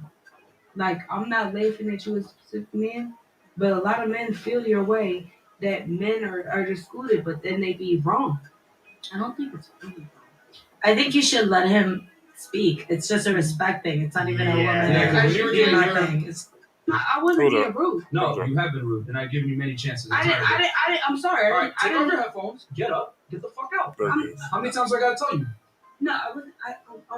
No joke on the internet. No. Jose, get her out of here, bro. I understand. Yeah, that's fine. I'm gonna escort you out too. Make sure you don't fuck up my shit. No, I wasn't being rude. No, you are. Now get the fuck out. I ain't gonna tell you again. Oh shit! No, get out. I know. Get out.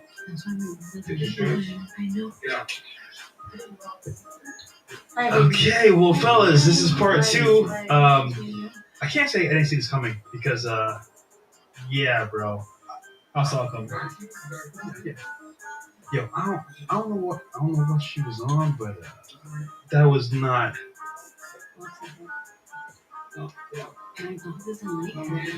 Yeah. No, I can tell.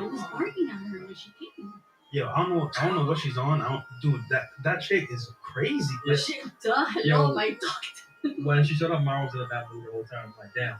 Yo, but you know what's the worst part? Like, he put Is that camera on like yeah, it is. 24/7? Yeah, because he put up with it because like you know what I'm saying, 24/7? out of respect for. What's going on? No. Oh. Sorry about that, guys. Transitioning back. Yeah. We can switch over. Yeah. Yeah, what was she on, dude? All right. Hold on. I feel like she was on something. I Cause, don't know, but. Yo, Carla, what you speaking? I was looking at you like. It's funny. First of all, I don't think it's funny that men get charged more for. Also, I just don't think cases like I don't think that's funny. She was laughing the whole time. I just don't think it's funny. Also, that like men. It's Carla. Can you speak to the mic? And Sorry. Sarah, can you move to the left a little bit? Chip, but it's not fair because. All right, none of this shit's important. But I will say this: that girl he kicked off his show, I know that girl. That girl lived in my town. My family is friends to her family. I've known this girl since she's been a little girl. And when I saw that video, right, I didn't see the full context of what he was talking about, nor did I care. I don't watch their show. But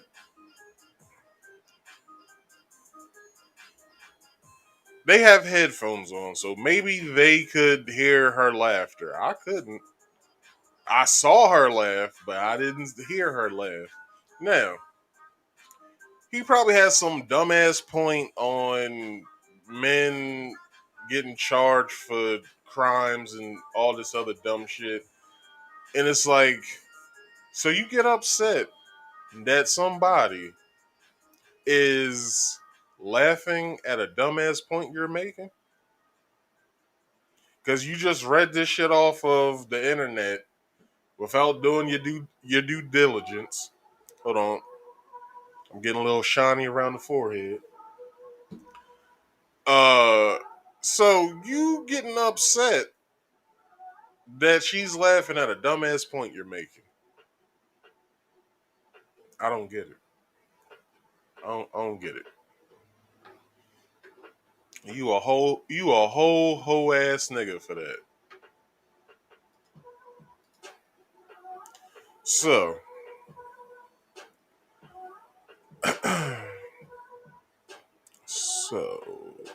why do y'all have all of those brainless ass females on y'all show to begin with? Cause I watched a episode, just one, of the FreshandFit podcast. You all got all of these bimbo, brainless ass females on y'all show that bring nothing to the show. So why have them on there? Just so you can yell at them and kick them out? And do you know the percentage of white girls he kicked out, or to Latinos and Asian females and black females he's kicked out? No females other than black females has that war baby kicked out of his studio. Only black females.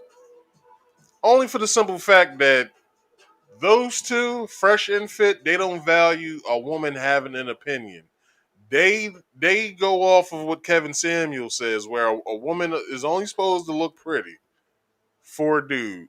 So why have females on your show if you just want them to look pretty? They shouldn't be on your show to begin with. So why are they on your show if someone speaks up while you're trying to make a stupid ass point that you're gonna kick them out? I don't get it.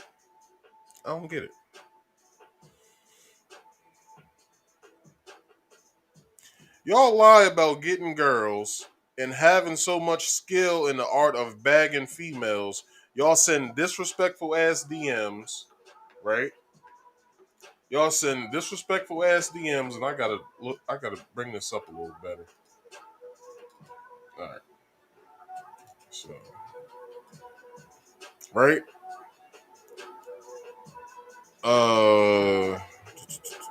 Where am I at? Y'all sending disrespectful ass DMs to them, and we find out that you guys sell courses to teach men on how to bag women, and y'all are overselling that fucking program. $800 for a consultation, and y'all niggas do shit like this? Hold up. Y'all niggas do shit like this.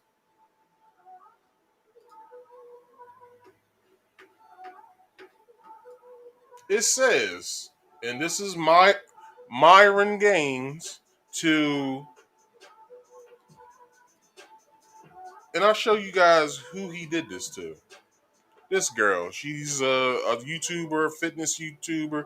She cute too. She got a nice fit body. I watched a video before I did this podcast just to know who she is, and she's a cute woman. Like anybody who likes her will want to be with her. So you write this bullshit to her.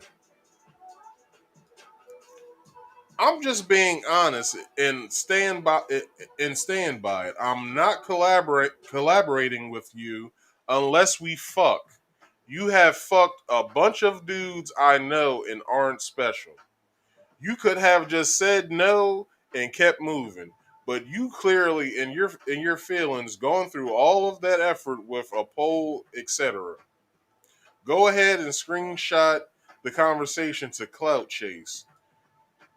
Don't care what 75 Cent said in your story to White Knight. The difference is I say what I want and don't care what you think. They do.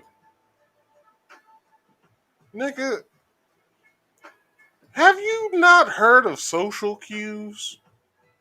Obviously, you don't know. But my nigga, do you know what that basically looks like? It looks like oh my gosh. Dude, she could sue you for that. She can sue you for sending that disrespectful ass text message to her.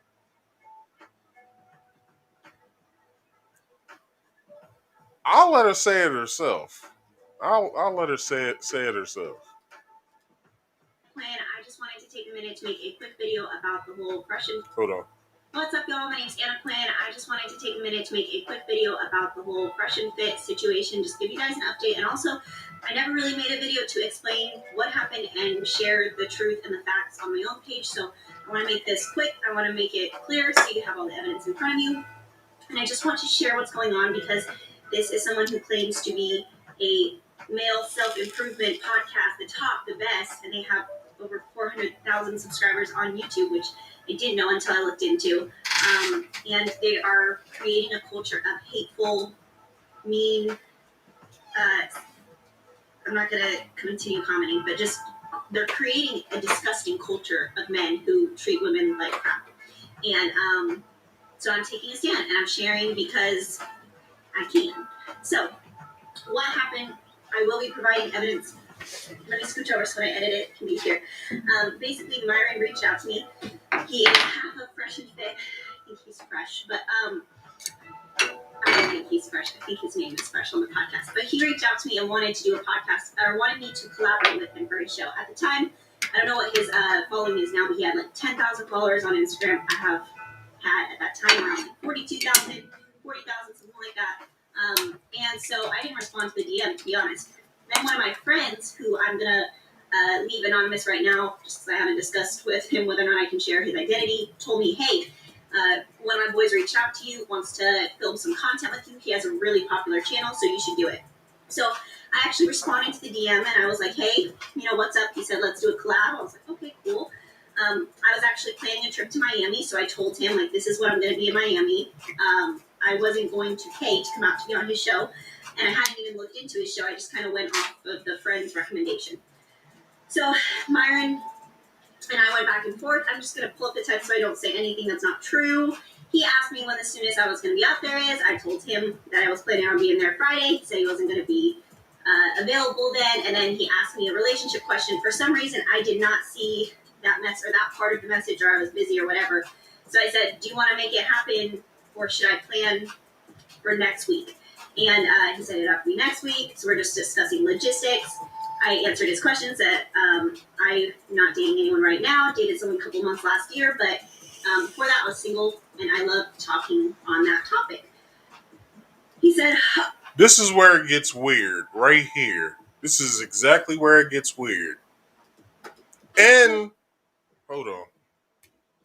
And from me saying she can sue him for this. Here we go.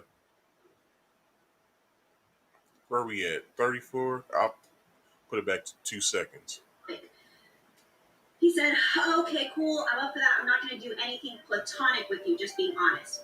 And I thought he was reaching out for a collaboration because we're both well known in the fitness industry. And my Instagram following is larger than his. So at the time, I still didn't know he had a 400, him and his partner have a $400,000 subscriber YouTube page. But I have been approached about collaborations before. And so since I was going to be out there, down to do it. So when he said, I'm not trying to do anything platonic with you, it was completely left field for me because I was only thinking we were going to do some kind of fitness-related content collab. And he said, no problem. I collab directly with girls I date. No pressure, though. And I was like, so if we aren't dating, you don't want to collab? Because he's never... So that means every female that's on their show, they're either fucking them or dating them. I don't do collabs with girls that I'm not in a relationship with, i.e. fucking. Nigga, this smells Me Too. But his whole white knight and bullshit he's saying, nigga, no. You basically are inviting the Me Too movement to come to you, to oust you, to get you locked up. They're locking people up for any fucking thing now. Fucking Bob Dylan is about to be in court about some shit that happened 56 years ago. Nigga, she can go to Gloria Allred. Nigga, you gonna be done. If she goes to Gloria Allred, oh, the party's over. Fresh is gonna be out here by his fucking self. Unless they find something out about him. But he's such a simp. He talked about some bullshit ass party he went to where somehow a fucking NBA player was there that was like, hey, you know where all great parties are tonight? Well, I'll take you to one, blah, blah, blah, blah. And then this motherfucker was like, I slept with 3 women in one night, one after another. But with the NBA player, he wouldn't disclose his name, nor would he say what team he played for. But he was an upper echelon NBA player. Nigga. NBA players don't need your help finding girls. They're an NBA player. They get girls thrown at them during the game.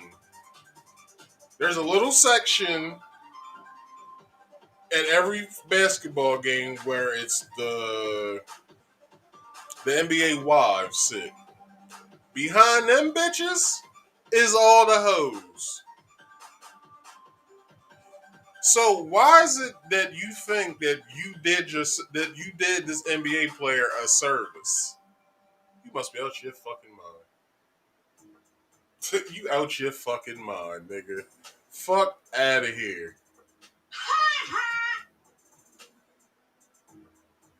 I'll let this play for 10 more seconds. Me on a date at this point. So I was he said, no, don't mean to be an a-hole, but we have plenty of women in Miami. And I said, well, same, we have plenty of men here in California, so why would I fly to Miami to date? Yeah, what point was you making? There's plenty of men for her in California. There's plenty of women out here in Miami. Yeah, in LA, it's a lot of women too. That double the number of the women in Miami. And this is just me the outside looking in. The same females that you fuck with in Miami is some same females in California too. There's like the same upper echelon dudes that she can get in California. If she took a trip to Miami, she could find the same type of guy. Not like you though, but the same type of guy that she's looking for.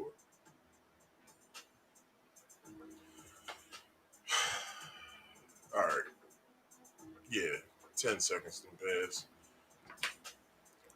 This shit is crazy. But do you know, she's not the only one. She's not. You know who else has something to say that happened to them the very same way that Anna Quinn, that happened just like Anna Quinn. This fine woman right here. Nina Unrated, I think her YouTube channel's called Nina Unrated. Fellas, if you all want to go and check her out, Nina Unrated. She has a lot of content that I think you would like. Probably, if your wife is into it as well, she'll like it too. She does a lot of like twerking videos and like twerking. What's the word? Twerking tutorials. She does a lot of twerking tutorials, a lot of techniques and stuff like that. So if your girl's looking to find a way to learn some new techniques, send her over to Nina Unrated. And while you're sending her over there, you might as well look at the video too, because some good content to look at. So, real quick, if you could, like, share, subscribe, hit the bell, please, okay? Like this video, share this video, subscribe to my channel, hit the bell to all so you can get all my notifications, alright? Alright. So, this is what Nina had to say about this. You're paying this bill though, bro. How much did you used to charge when you used to be in this? You're asking a lot of questions about how to pay me. That you don't fuck with hoes. Oh yeah. I have the evidence. Oh yeah. This disclaimer. Nina Unrated is a I guess she's an escort. I guess she's an escort. I know she does like stripping on the side. I guess I don't know. She's an escort. I don't know. Let's continue.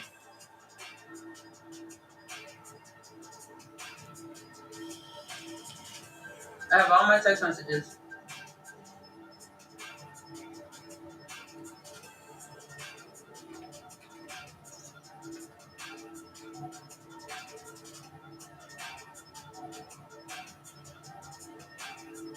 All right, come on, girl. You gotta start talking. Oh, be careful. It's not. Be careful, y'all. Be careful. It's not cool, y'all. It's not cool at all.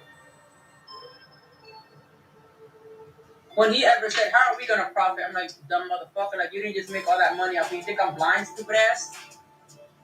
Stupid ass motherfucker thinks I'm fucking blind. Like I didn't see all that fucking money coming in while I was sitting here. You know what I'm saying?" Now look, didn't Fresh say in that one video I played of Abba and Preachers? Didn't Abba say? Oh shit! Didn't Abba say that he wants to take a girl out? He wanted to take a girl out. He wanted to take a girl out, take her out for dinner and all this other bullshit. He also says some dumb shit like this as well. That we're gonna go Lamborghini and Ferrari shopping. Nigga, y'all ain't got Lamborghini or Ferrari money. What the fuck is y'all talking about? $800 for bullshit ass men courses that they can either learn from their father or their uncle or somebody? Are you fucking serious? It gets better though. I'm gonna let her say some more, and then I'm gonna go to this picture.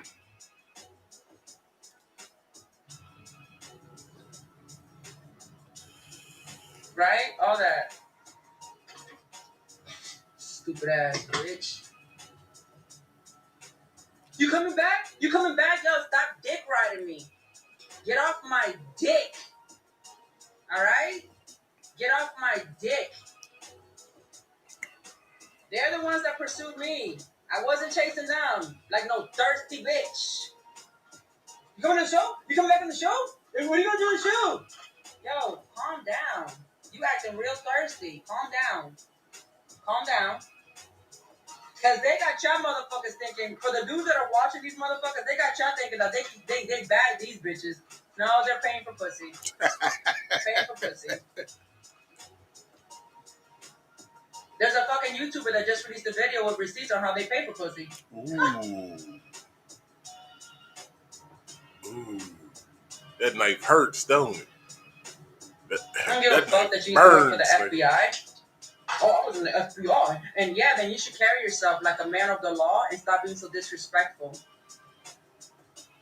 If you are a man of the law, or you used to be, maybe you should carry yourself a little better, which is why they made your ass resign, because They are not. The way he expresses himself about females is not conducive to that line of work. Okay. I don't have a boyfriend. I'm single as fuck. Yeah, believe me. And the one thing you motherfuckers know that been right with me is I have no reason to lie. None. That's why I'm not even flinching when I say it, because it's all factual. Now, that episode never aired. I had to do my due diligence. I had to go to their channel. I had to scroll and see, you know what I'm saying, if she was ever on. She never was on. They never aired that episode for the simple fact that they didn't get to, or Fit didn't get to fuck. But she said it out her mouth. If you pay for it, you can get it. He said he wasn't paying for it, so he didn't get none. It's as simple as that. I didn't ask you shit, Siri. It's that simple. It's that simple. If you want her pussy, you gotta pay for it. Alright? That's it. And that's all. So, this next thing I want to bring up is this goddamn... Well, let me cue up the next video. Is this. This is an email, I'm guessing, or some sort of like stat for him for his classes and shit. Excuse me. It reads.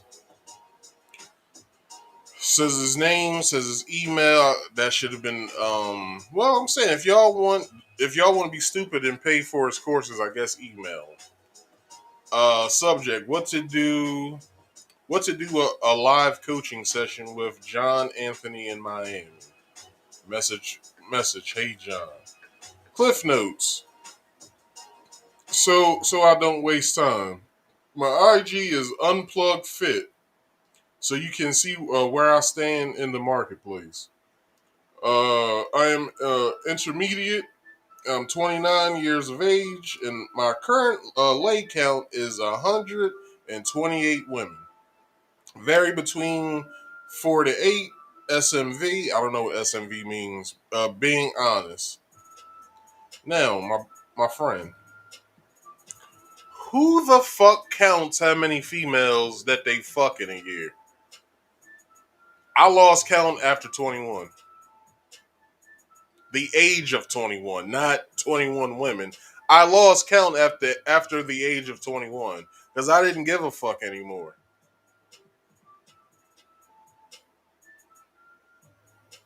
Also, I live in Miami, Brickell to be exact, and have been here since last March 2018. This is an old, I guess, email. In 6 months here I've gotten 62 lays, which average to 3.8 chicks a month. What the fuck, nigga? He's putting stats on how many bitches he been with. The fuck is you talking about? I'm looking to go out with someone better than me for a night session that can actually teach me something. I'm trying to become a master, and my current circle has no clue. Thanks.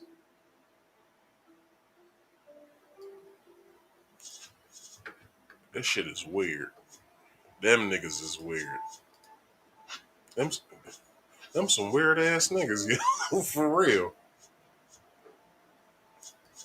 Yo, if y'all have any sort of friend like these dudes, get the fuck away from them. Please. Get the fuck away from them.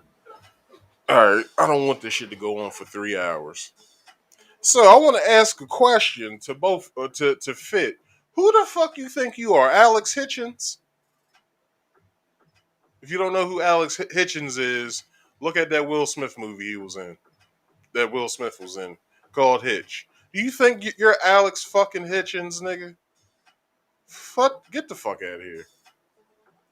Get the fuck out of here. So, Preach was on his way down to Miami, past tense possibly, because I don't know if he's still there or not. If he's not already there, he said what he wanted to do, box, because he wanted to box because y'all brought it up first. So I hope y'all didn't back out of this ass whooping.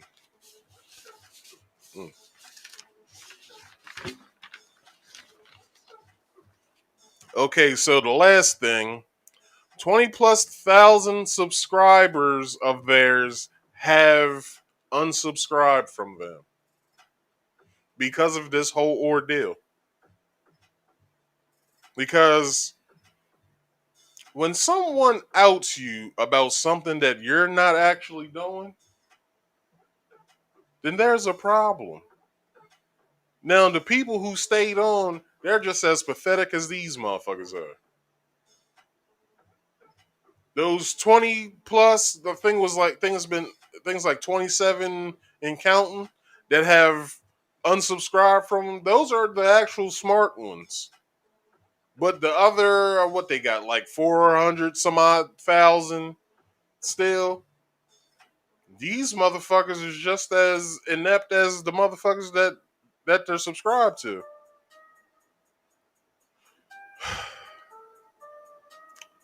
So, they just couldn't write a check that they asked couldn't cash.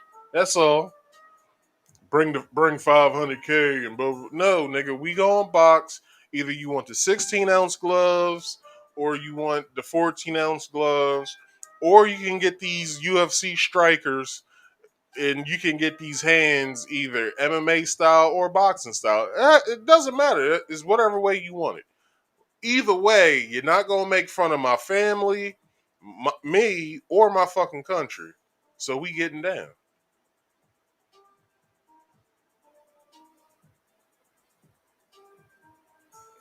And I will say that to any man who wants to make fun of some shit that is mine's, my family. Oh no, you can't do that. Don't fuck with my family. Don't fuck with my friends, my close friends at that. Don't fuck with them.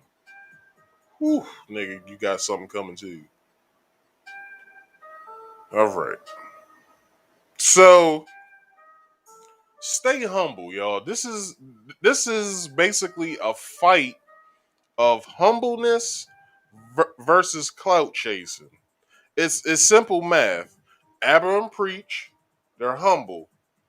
So that means the average man can stumble upon their channel and fully understand what they're talking about.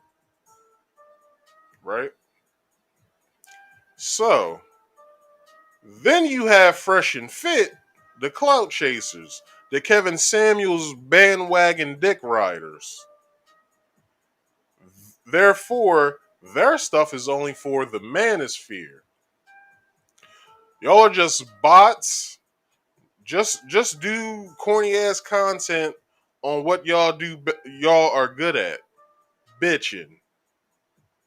Just do fucking content about bitching. Cause that's all y'all fucking do. Oh, women are this, women are that. If women can't do this, then women... Quit bitching. How about that? Quit bitching.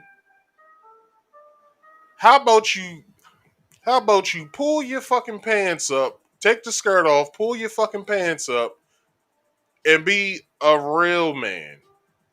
And fucking try to understand what women want. Try to understand what makes women happy. In order for you to have a successful story to tell the niggas that you selling bullshit ass courses to. Learn from that. How about that? Learn from that. So,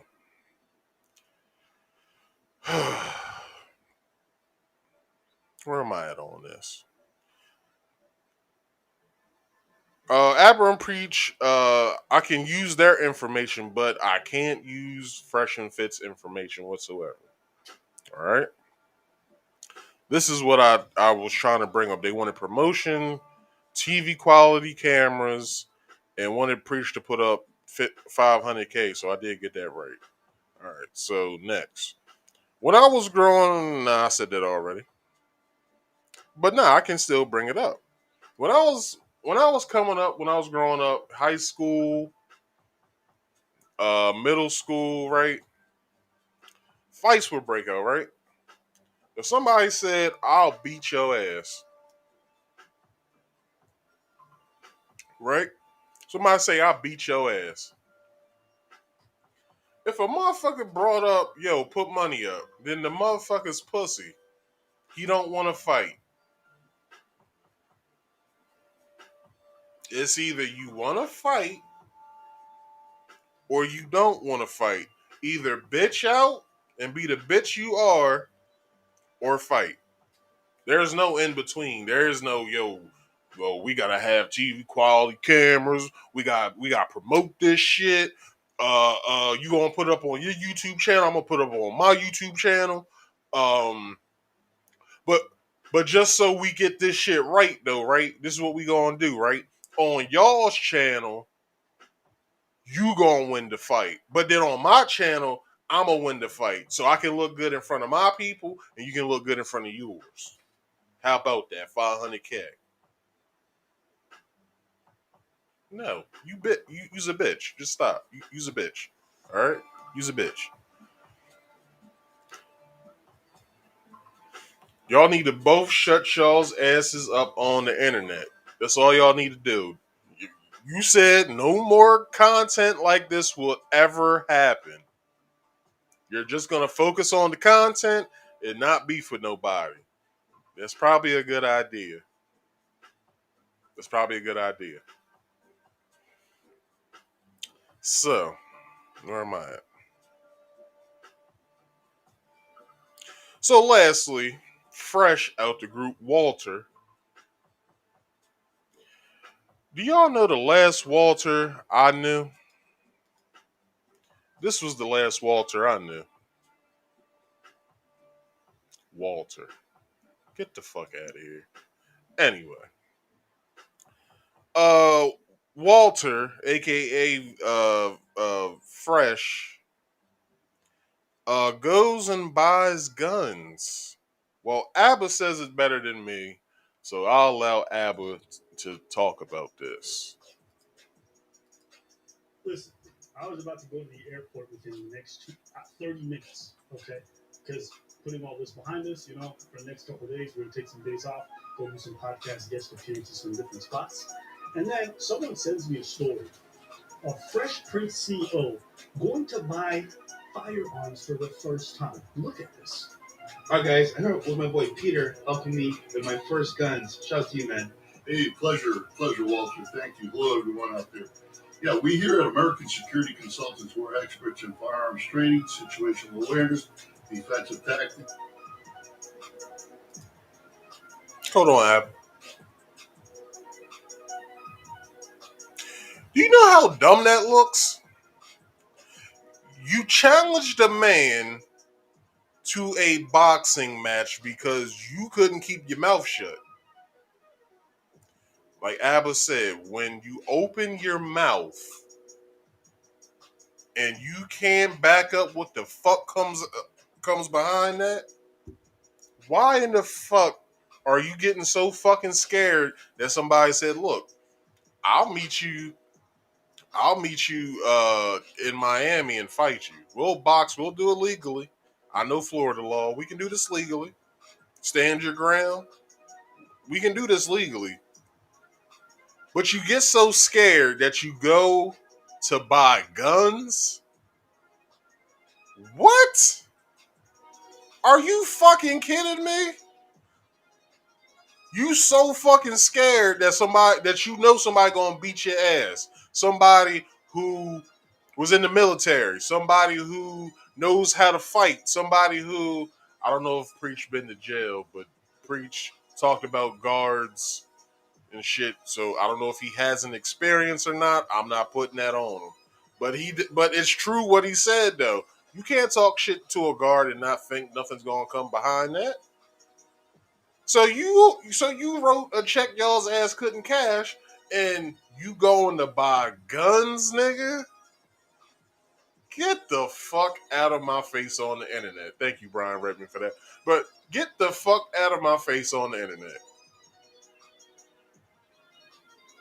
Y'all, you a hoe ass nigga for that, for real. A hoe ass nigga. Where am I at on this? I'm so pissed off.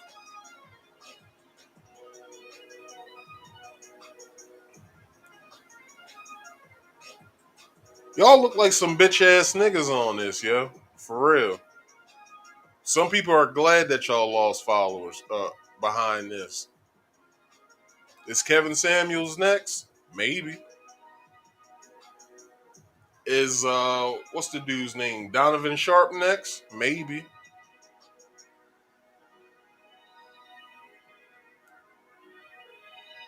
Who knows? Who knows? If y'all ain't doing the shit that y'all are talking about, you're gonna get ousted. For real. Alright.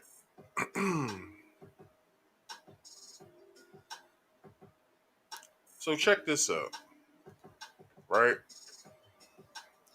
Let me let Abba finish this. I'll play this for another 20 seconds. Now I'll let this go for a minute, and then I'm gonna go to the next video. Are you serious? And you think you're an alpha male? You think you're fit to lead other men? There's two scenarios here. Maybe Fresh always really wanted a gun, and this just happened to spring up, and it was just right. Now I agree with Abba with this. Maybe this was already set up. Maybe it just ran into all this beef. Now I understand that. But the flip side to that is maybe this was a spare of the moment thing.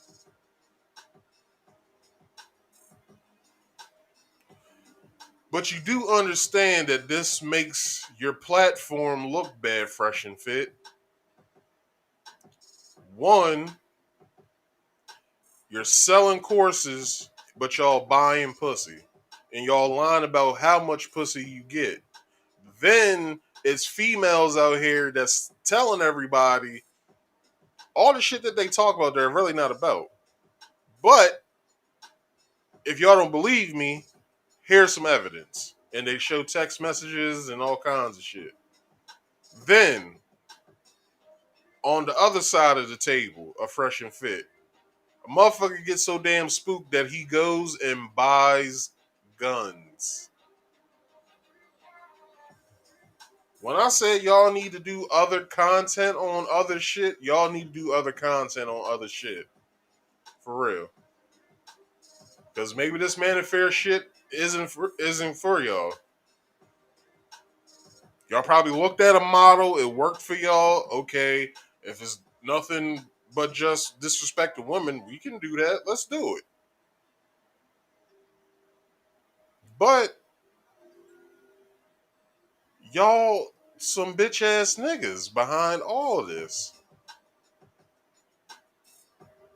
Everybody's video from what I've seen so far has said the exact thing I said.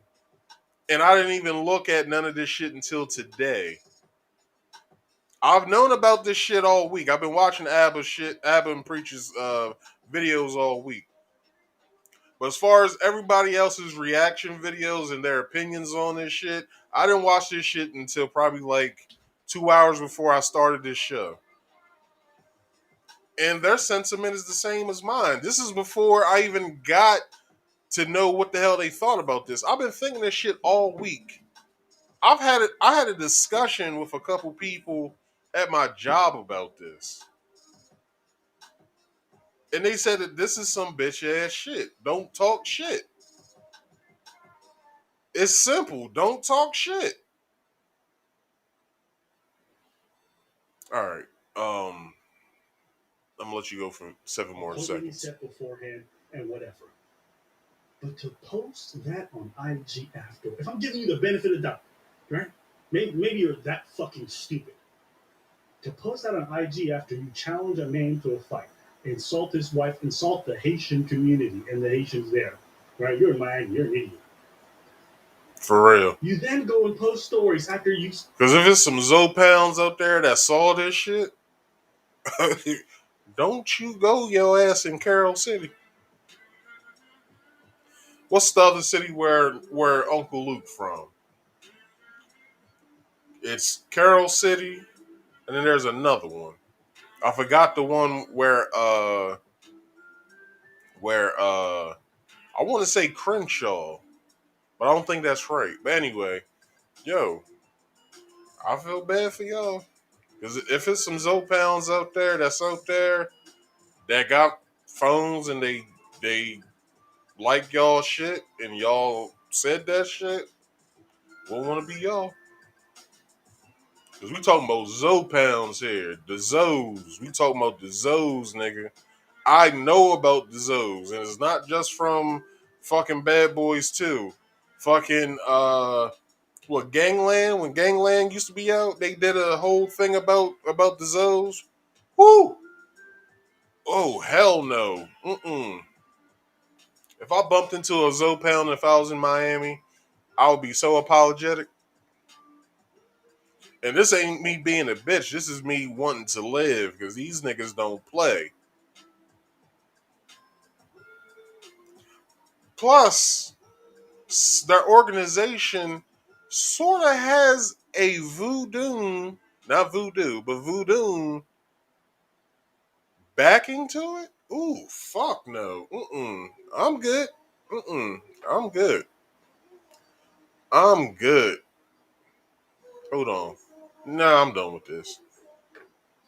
My gosh. No. And quit posting fucking pictures of you with a, what was that, a Japanese Akita? Don't do that again. That makes you look even more bitch ass. You look like a bitch with that damn white dog in your hand. Don't do that again. So, I think I'm at 3. Yeah, I didn't pass it. So this is how I want to finish this up. Right? So some of the people are fit to do this job and some people aren't. Looks like to me, you guys aren't. I see your channel diminishing in the next 2 months. Cause remember, OnlyFans is cutting their explicit content, and I don't see where y'all gonna get y'all's hoes from to be on the show. Cause obviously y'all want to fuck bitches that's on your show. OnlyFans is getting out of the business of porn, and they're only going to allow nudity now. So I don't know where you're going to find the women to be on your show. So, like I said, do other content. What else? Then the Instagram will be all you have to go by. Nobody wants to see brainless bimbos talking all the time. So 2 months is all you got. Y'all better transition to Kevin Samuel style content or something different to save your channel. Because from what I saw, y'all's channel is lame. I'm just saying. Now, this is what I want to do, how I want to finish this. I want y'all to remember how Fit acted with the young lady I know. And then look at how ABBA commands attention in a room compared to how Fit commands attention in a room. Hold on. Let me find it first.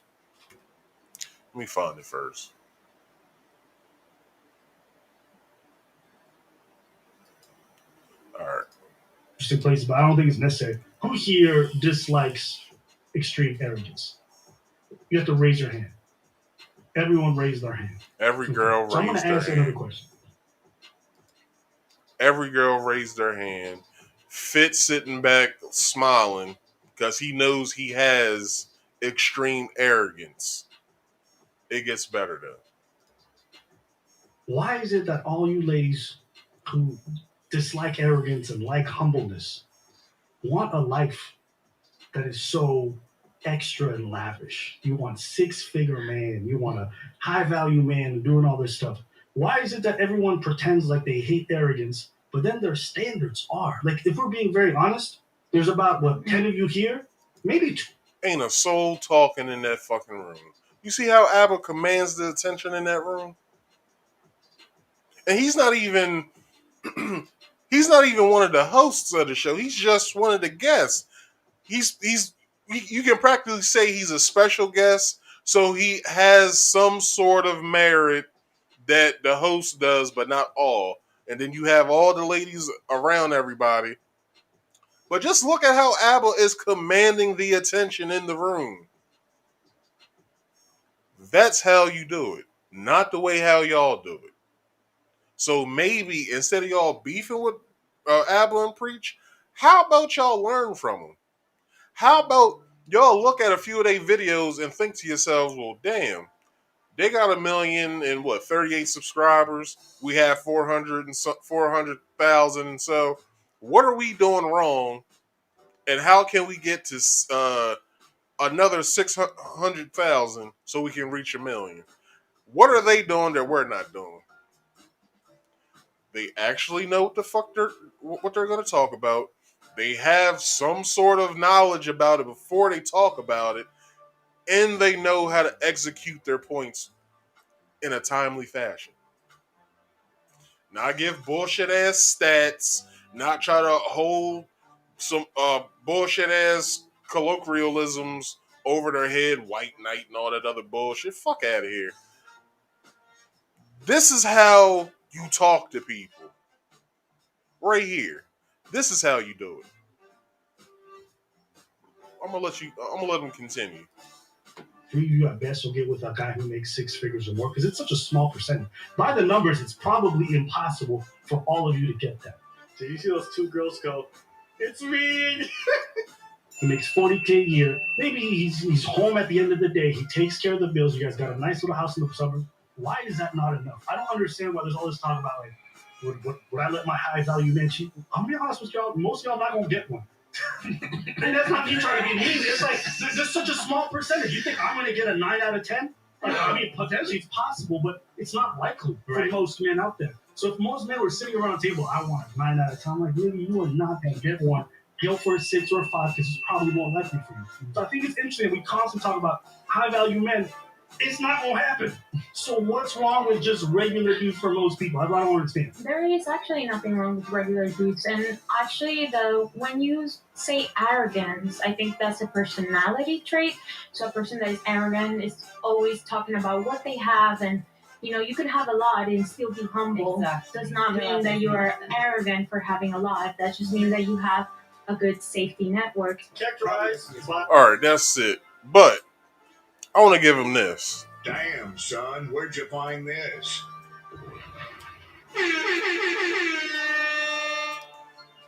Abba killed that shit. And if Preach was there, I'm pretty sure he would have drove that same point home. And this isn't favoritism at all. But at the same time, that's just them. They can they can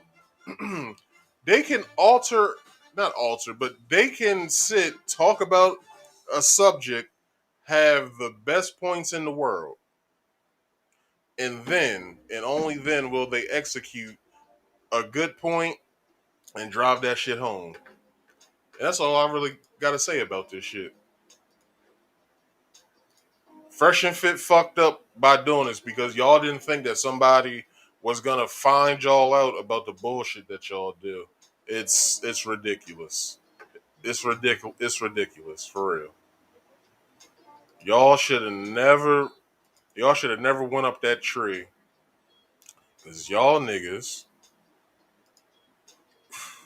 I feel bad for y'all. That's all I gotta say. I feel real bad for y'all.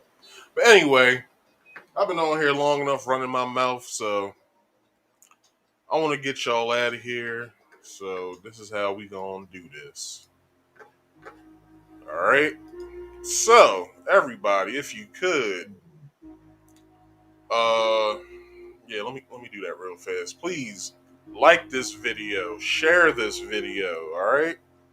Sorry.